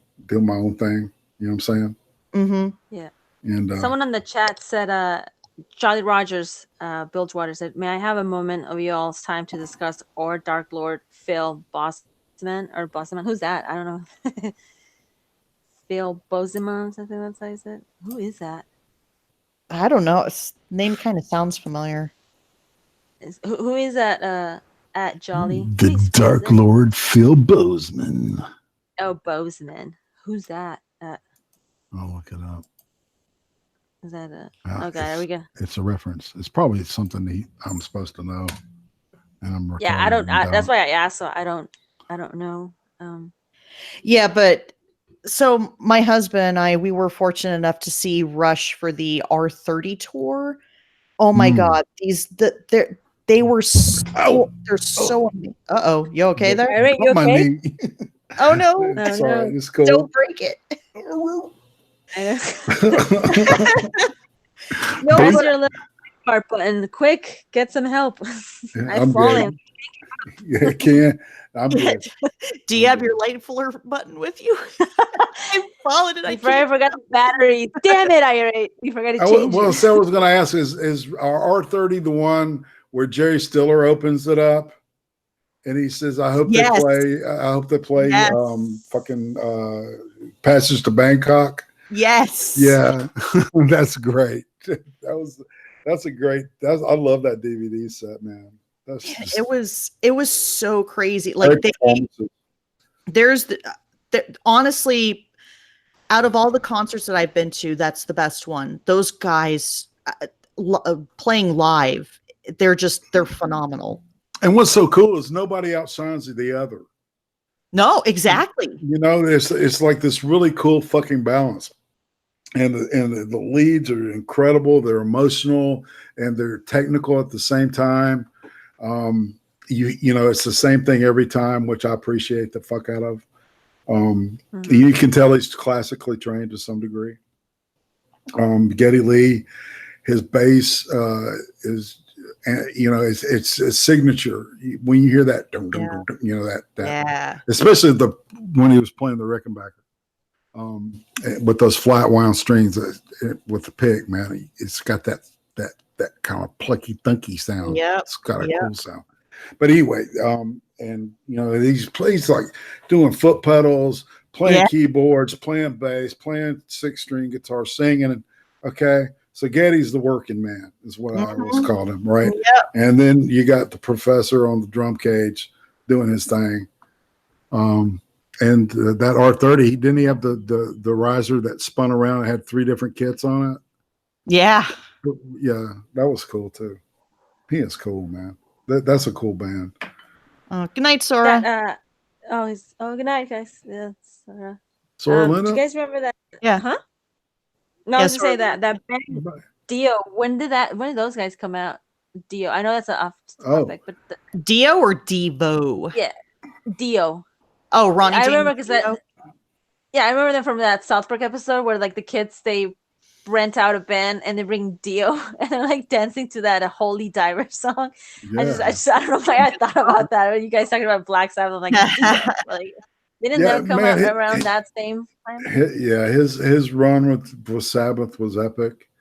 I don't care what anybody says. I love Dio's voice. It's to me, fantastic. it's a perfect, it's a perfect hard rock masculine singing voice, right? No falsetto or anything, and he could harmonize with himself. The dude was trained. But yeah, his stuff with Rainbow. Yes. Rainbow Rising and Long Live Rock and Roll are two fucking incredible albums, man. Man on the Silver Mountain is a fan fucking tastic. Then that's the first album. So really all three of them. Yeah. You have to hear all of them because the Temple of the King, that's on the first album too, man. That's a great song. And Stargazer, Gates of Babylon, just really, really good. It was like you could tell when Cozy Powell joined the band that it really kicked them up a notch, man. And the energy and the creativity was really high at that point. And that was the Rising album and the Long Live Rock and Roll. Very, very punchy, very, driven stuff. Richie Blackmore's a great guitar player too.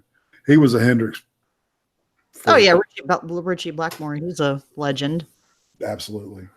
Oh yes, dear. I am lucky. I did get to see all three of my favorite bands. Indeed.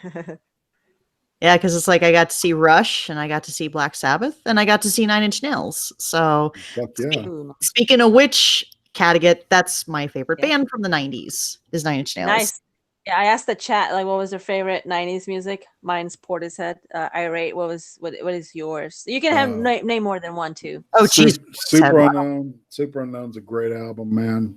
Soundgarden, yep. Yeah, absolutely. Chris Cornell's voice is just outstanding. God rest his soul. Maybe not Facelift, but would say the Dirt by Dirt's Alice in Chains. Yeah. Big Alice in Chains fan back in the day too. Dirt was a great and honestly, I don't think Jar of Flies gets enough credit. I thought that was a fucking STP, man. That dude, STP. Yeah. Wicked Garden. I love that. It sounds like a jet, man. Just wow. Yeah, Plush was a pretty damn good album. That's a good album, man. Yeah, Cracker Man. Cracker Man is a fantastic song. The whole album is great. I don't know about you guys. Spin Duct. I'm kidding. The Spin Duct. You're not gonna take me there. Little Miss Can't Be Wrong. Remember the one-hit wonders of the 90s? God damn. Yep. Spin Doctors were one of them. Remember the Gin Blossoms? Oh my god, yeah. Holy moly. Yeah. Oh, and my husband mentioned Fat of the Land, Prodigy. That was another great band. That's a great band. Yeah. Yeah. I was smack my bitch up. Chemical Brothers, fucking Ministry. Yeah. Oh, Ministry. Hell yeah. Yeah. Good old, I like Tricky. Good old Uncle Al. Yep. I'm a big fan. Another one. Yeah. Yeah. Yeah, it's like you know what? I don't think because I know that Al Jorgensen was not too happy with Ministry's early stuff. Personally, I really liked it. Like the Halloween. Yeah. That's good stuff. It was very of the era, right? Reminded me of Bauhausy. Yeah. A little more synthy, Yeah. And it was fine. There was some like I'm trying to remember the name of because there were two albums. Like the first Ministry album was like released in like 1983. Yeah, it was The Land of Rape and Honey, and then The Mind Is a Terrible Thing to Taste. I have that album. Outstanding. Both of those albums. Yeah. Yes. The usage of samples from movies and shit. Mm-hmm. I mean, that's the first time I really ever heard that, and relying, so heavily on it, using it. Very creative. Supposedly his woman had broken up with him, and he just bought like an ounce of crack and went in the studio. Wow. Yeah, it was like he and another guy at that point. But I think by the time Terrible Thing to Taste came out, they had put a band around them with two drummers. I saw that tour with KMDFM and Fugazi, maybe. Ian McKay was there, and he came out and strange combination. Yeah, and he came out and did something with Ministry too. It's crazy. Wow. I was like, well, what the fuck, you know? Yeah, I had like Minor Threat. I had Mind Is a Terrible Thing to Taste and Psalm 69, which is another great masterpiece of an album. Yeah, I was a pretty big fan of the industrial music back in the day. Oh, and you had to mention Garbage. That's a good one, Kattegat. I had the first. It's funny. I had the first album, and my husband had version 2.0. Fuck yeah, I have that. That's such a good. That's a good album. Garbage is one of the great. Oh, it's just a great, like the 90s, dude. The 90s, right? They don't make them like that anymore, huh? Albummensch. This band called Eisters in a Neubauten. Oh, Industrial Halbermensch, half a man.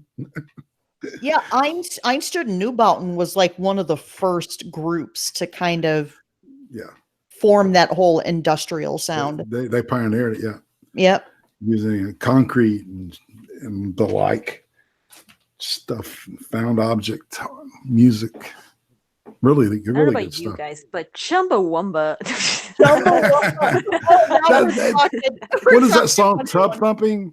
Thump. Yeah. I get down. I get up again. That's a good song. That's a good pop song. Yeah, good pop song. There were like 17 members in that band. There were so many. It's like that was the era when there was Cherry Poppin' Daddies. There was all this fucking Cherry big band. Oh yeah. I remember. Zoot suits and shit for about 10 minutes. Yeah, that was hilarious. Back in the 90s, you had the revival of swing music. That was crazy. Yeah, you had like Cherry Poppin' Daddies, and then you had Squirrel Nut Zippers, and it's like you notice all those bands were real risque. It's interesting where that went. You know what I'm saying? Yeah, I get you. And they had a fan base, believe it or not. They sure did, man. They hit it. Stray Cats, man. God, Brian Seltzer and the Something Company. Or something he is such a good guitar player. Oh, man. He's fantastic. Yeah. Yeah. If you love precision and execution, he is like he would be my generation's equivalent to Les Paul. Yeah, definitely. Just very finessed. Very, very good shit. Yeah, I remember when I heard his cover of Jump Jivin', like like holy shit, this dude is good. Yeah. Actually, I'd say he's criminally underrated compared to some of the other guitar players there are. You know, I think I fucking saw Stray Cats open for George Thorogood. Holy shit. Yeah, I'm just having a memory here. Whoa. One bourbon, one scotch, one beer. That's right. That's a good song. He's got a list, man. Yeah. That's a fun concert. You talk about a fun show, man. That dude will have you moving. The Police were the same way. Yeah, I just started getting into blues music kind of not long ago because I've really been getting into the Delta blues sound. I ended up picking up is a collection set of Robert Johnson's stuff. Wow. Yeah. And I'm also a fan of Captain Beefheart, who's probably one of my favorite blues artists. Oh, you're getting like real obscure on that, man. With the Trout Mask replica. Yes. Lindsay's getting dark. We should Oh, this is like real big Zappa loved this dude, man. Loved that band. Yeah, he toured with them. Well, him and Zappa were friends from like they were tied. high school. Like they've been childhood friends. Yeah. So, but yeah, I own Trout Mask Replica on vinyl, and I own a few other Beefheart albums. But it's like, yeah, Trout Mask Replica. That's very much an acquired taste. But, that's easy. That's the easy way to put it there. Yeah. Like, I mean, if I was to recommend Captain Beefheart to anyone, I would tell them to go listen to Shiny Beast, because I think that's one of his albums that it's got his sound, but it's not like too off-putting, that I think that anyone could probably listen to it. Yeah. It's a great album. Have you ever listened to Sun Ra? I've heard of Sun Ra. Yeah, he's from my neck of the woods. He's from Bessemer, Alabama. Yeah. Oh, wow. About 15 minutes from where I am, right here. Nice. Yeah, Sun Ra was put on a great show. He was weird, man, but it would be the orchestra, right? Mm-hmm. He's supposed to be an alien and shit. You should read up on him. He's interesting. He's a fascinating guy.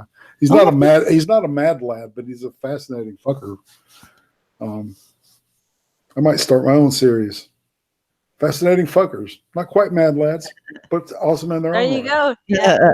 Like, you know. Count Dankula run for his money. He has the Mad Labs thing. Shatner. Yeah, exactly. That's what I was definitely referring to that. You know, I was thinking about doing something like that for my channel. Is kind of like, I don't know if you follow Razor Fist, but he has his Metal Mythos series of shows. I was thinking of starting something like that with like the artists that I like, that I think that people should listen to.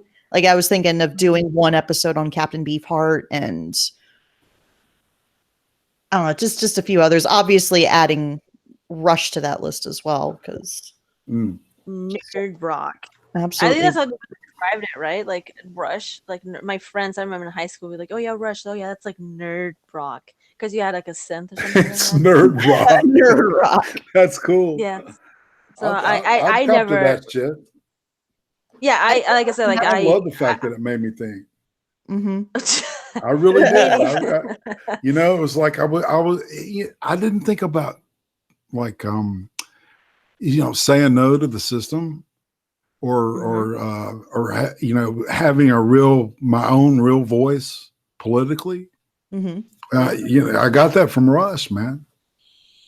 You know, the lyrics of Neil Peart kind of got at me, and it's like, and he may curse himself right now, man, but I'm grateful it happened. You know, I didn't know who Ayn Rand was, right? So I just had him. That's the same here.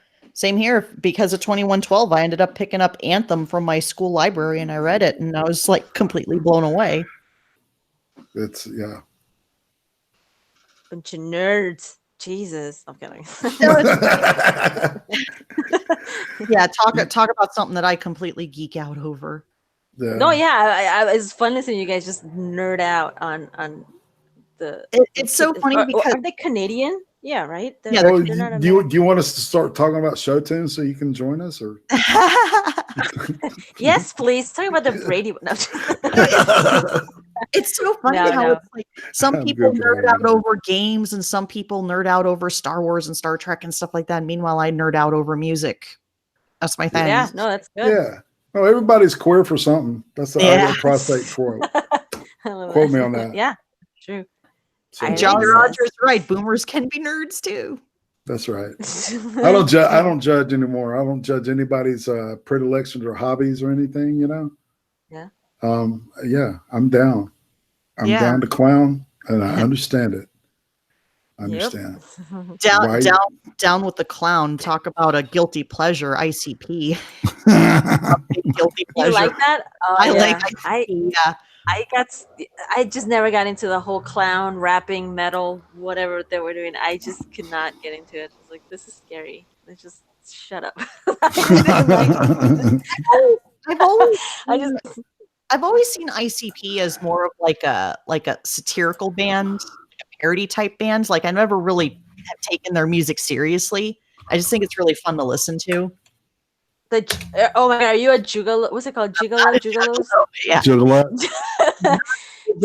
you ever go to don't they have like a convention of all the juggalos and they'll go dress as clowns? Oh my god, it's cringe. Yeah, and they drink Fago and shit. Oh. Yeah. That ain't all they do. I've been schooled on this shit by Trippy. He's a big he and Pickle are both huge ICP freaks. They're proud juggalos, man. And they wave that freak flag high. Yeah. Hey, you like that? That's good. They're down to clown. Down.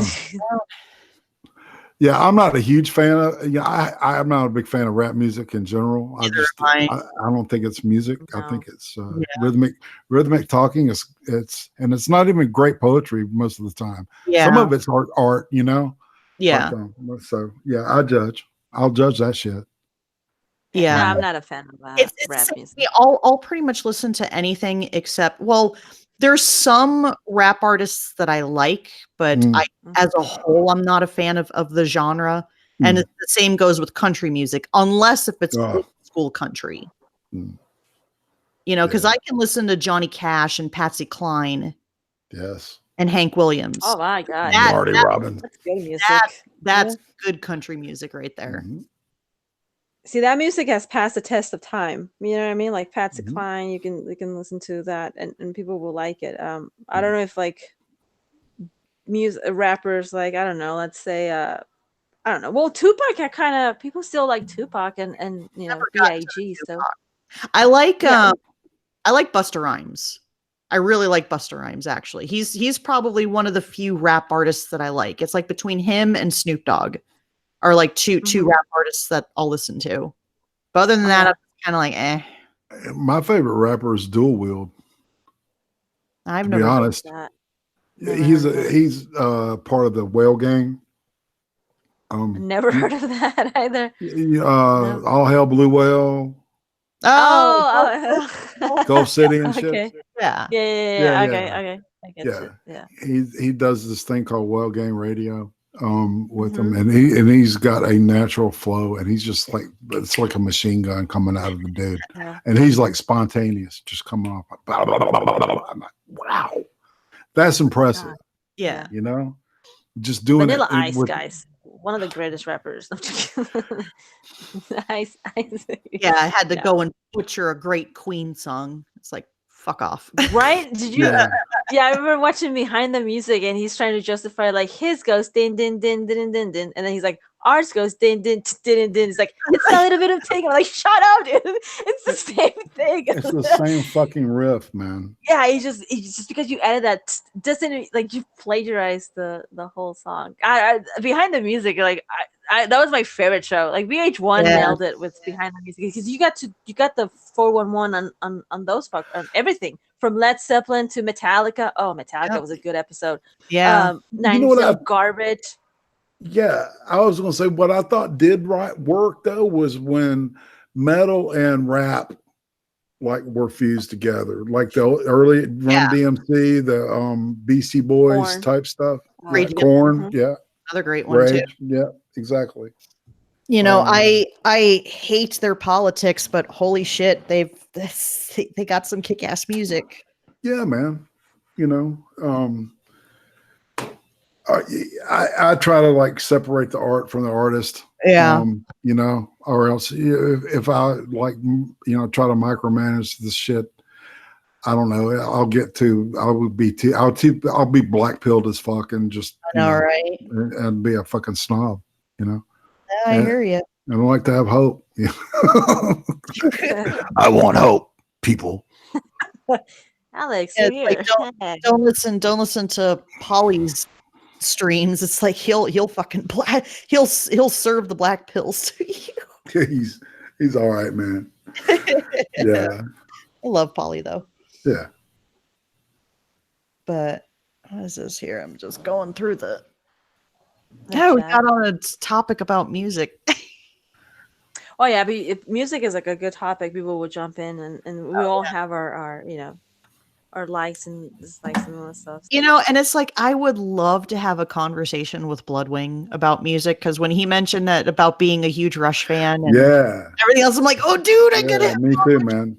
Yeah, I grok you in fullness. Most definitely. Guys, remember the Hanson? I'm sorry, I'm just thinking of the horrible music. One of my early internet names was Marilyn Hanson. Really? Yeah, I swear to God. Yeah, No I thought it was clever as fuck. You know what? I will give Hanson credit, even though I wasn't exactly a fan of their music. At least they actually played their instruments and wrote their own songs. Bop. Yeah.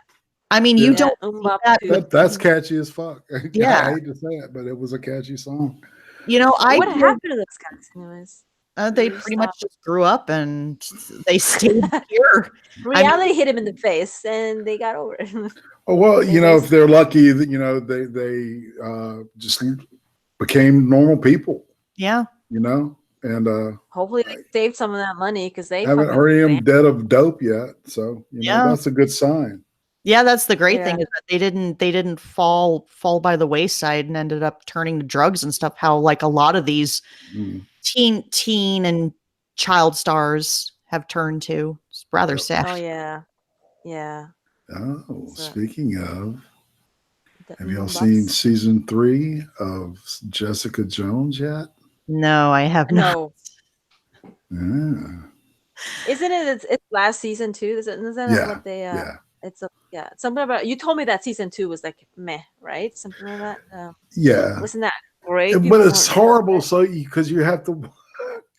What I hate about it is that half of it's really pretty decent, and then the other half of it is garbage.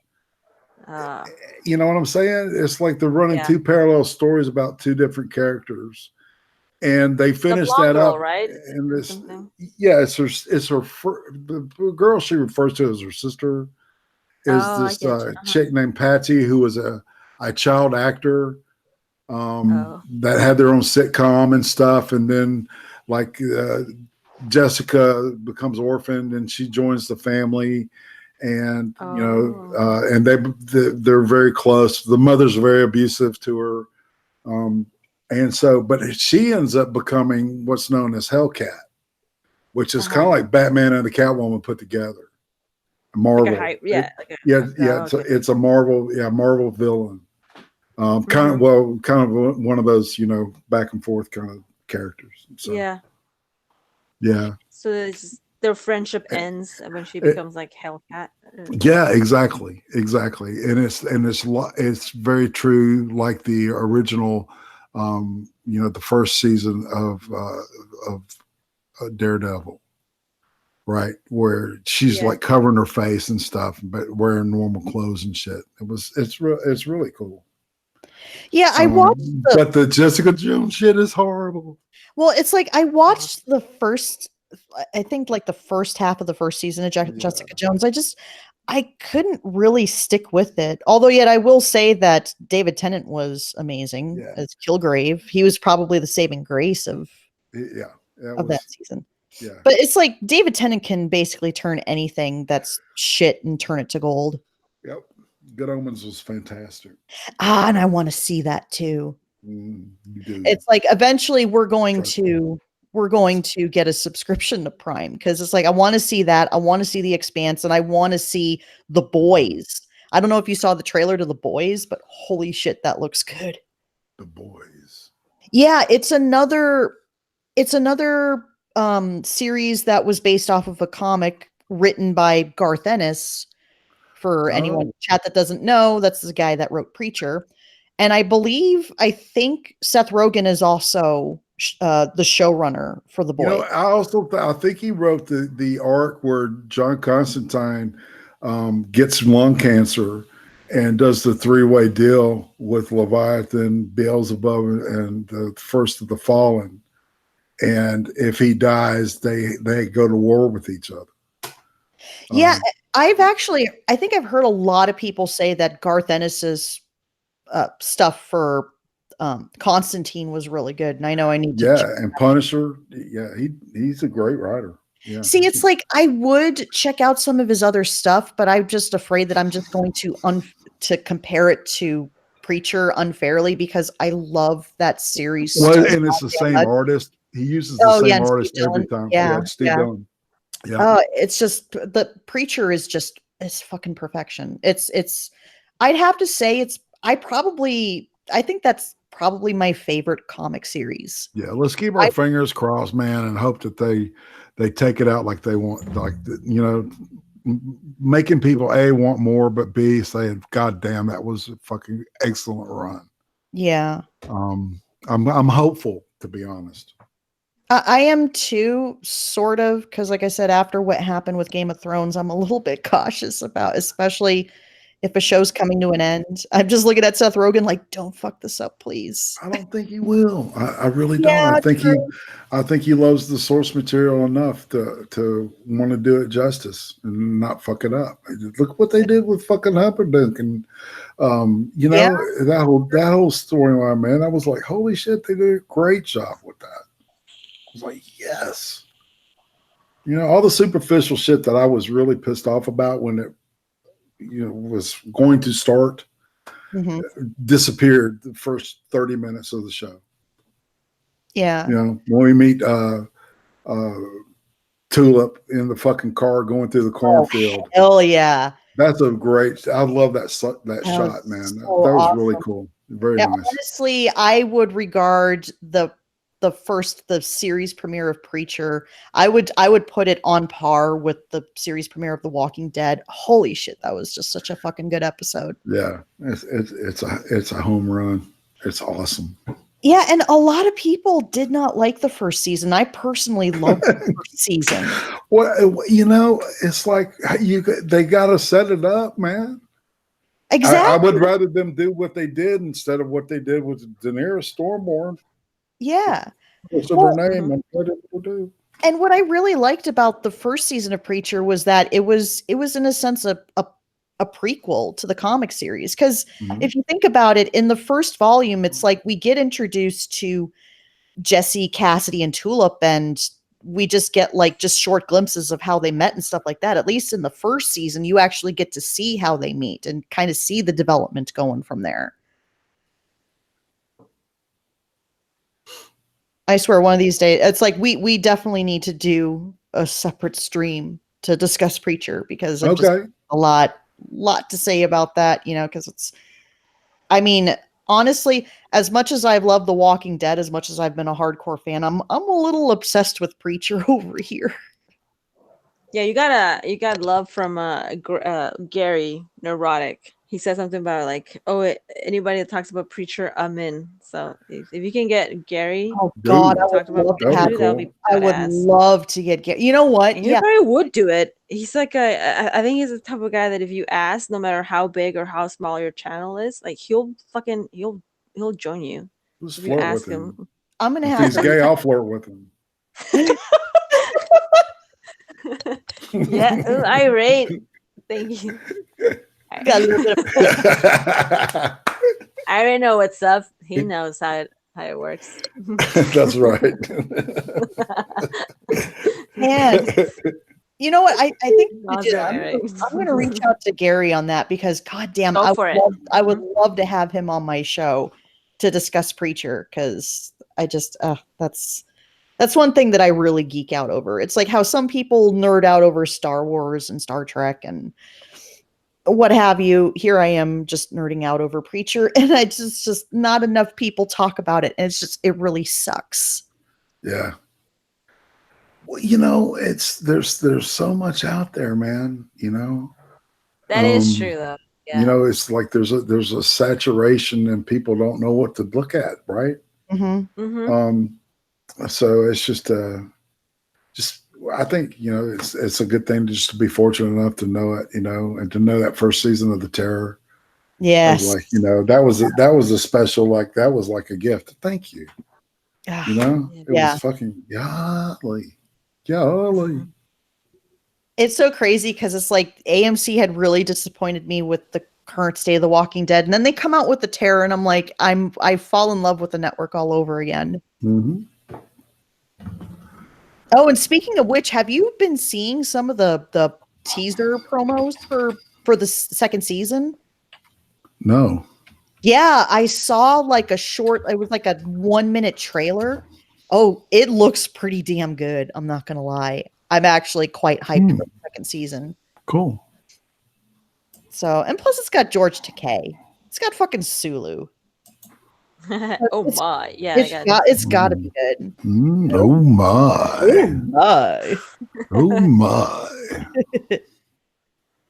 Oh yeah, and then the hubby mentions Nosferatu too. That's another great TV series that doesn't get enough love, but of course it's in its 3rd or 4th episode. It's just starting, right? That's just baby I think Predatory is doing a review on that too. I think I've done the whole series. Yeah, because they released the whole entire season on AMC Premiere app, which fucking AMC. Digital. I need the AMC Premiere app. Like, can you open that up to online subscribers? Oh, it's not open for what? I thought No, it was it's not. an app you can also download it. Nope, it's Oh, for what a cable moron. It's for cable subscribers only. I'm just like, are you fucking God, kidding me? AMC. Yeah, aren't they aware that Exactly. cable is dying? That's what I've Moron. been saying. Yeah. But the Gimple's in charge of that too. So guys, trust me, get the cable people. It's like no one's gonna get the app. No, everyone's getting everything in app now. Like cable is actually it really. I watch everything on my Xbox. Like I just download a couple of apps and I watch. Like I don't even turn on my TV to watch TV shows. It's like everything is either Amazon, Hulu, Netflix, or some other app, the channels app. Yeah, it's TV is slowly he's dying. Yeah. dying. Well, and that's Yeah. what I swear. I have a love-hate relationship with AMC. It's like I swear they hate me. They love me. They I think the feeling's mutual because it's like they don't offer the AMC Premiere to online subscribers, and they haven't been doing jack shit in terms of promoting Preacher, which has really been pissing me off because how I mentioned in my channel update, there's been no recent news, and I was hoping to cover that on my channel, but I haven't seen anything about cast announcements or any further reveals like which characters are going to be in the final season and shit like that. Yeah. It's really frustrating. AMC is just nothing for The Walking Dead, really. Wait till if you're not The Walking Dead or a brand new show, it's like forget it. Yeah, and watch when the movies of The Walking Dead they're gonna start approaching. What are they? Are they gonna be done by like next year, right? The Walking Dead. They're gonna promote the hell out of the Rick's movies. Have they mentioned anything recently? It's still in pre-production. The Gimple is writing the movie, so when they're done and stuff like that, they're gonna watch. AMC is gonna be all over that shit. That's their baby right there. It's going to be weird. It'll be like the last 2 seasons of Game of Thrones, I think.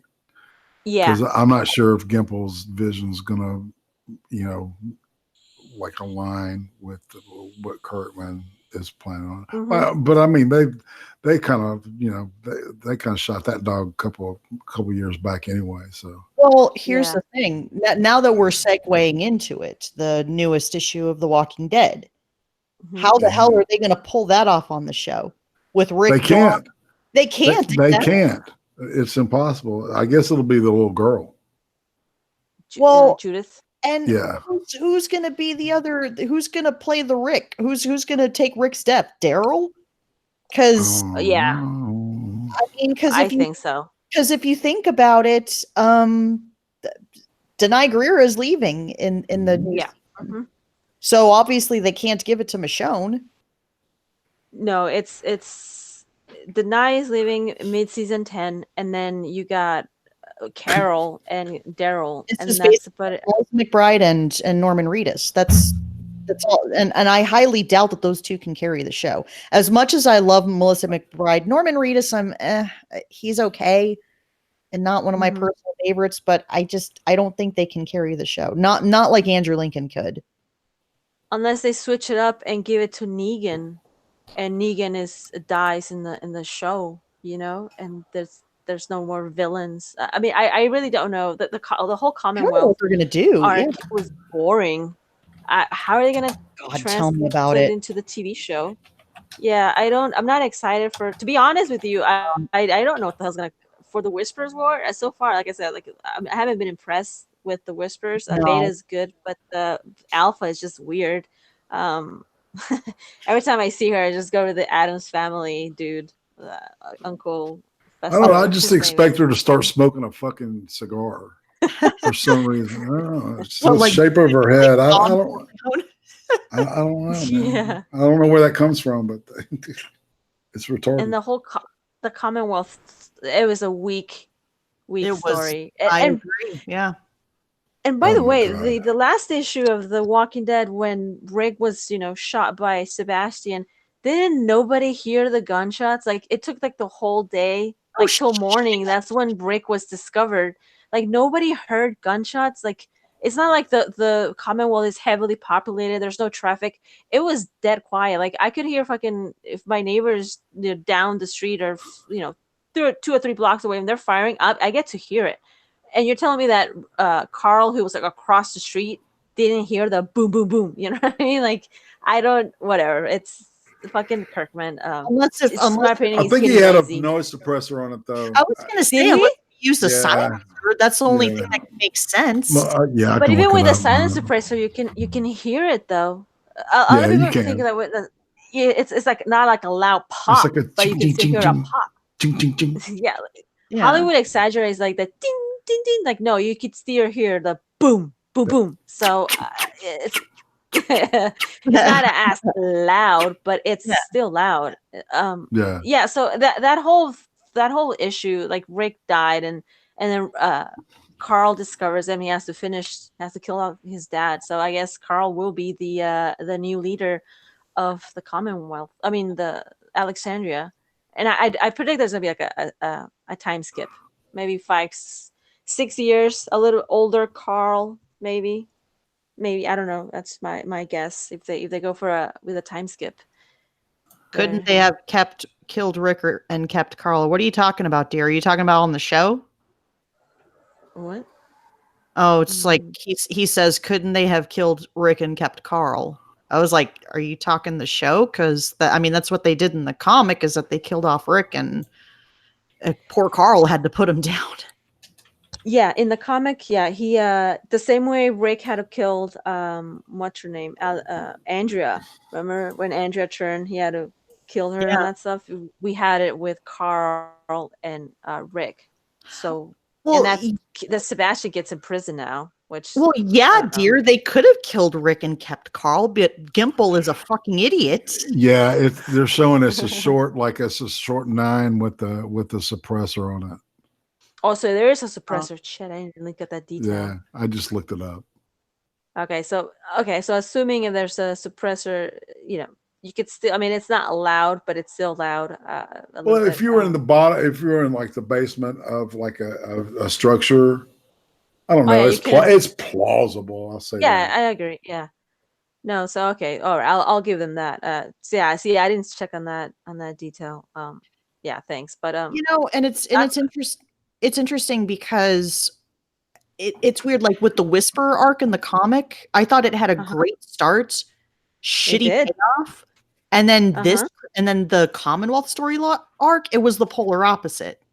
Because it's like the setup was boring as hell, but then with now Rick's been killed off. Okay, now I'm interested to see what happens.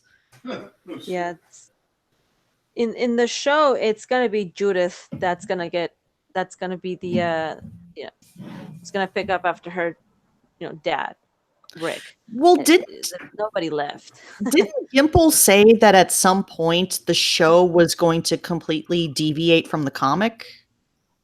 Oh, if it does, that sucks.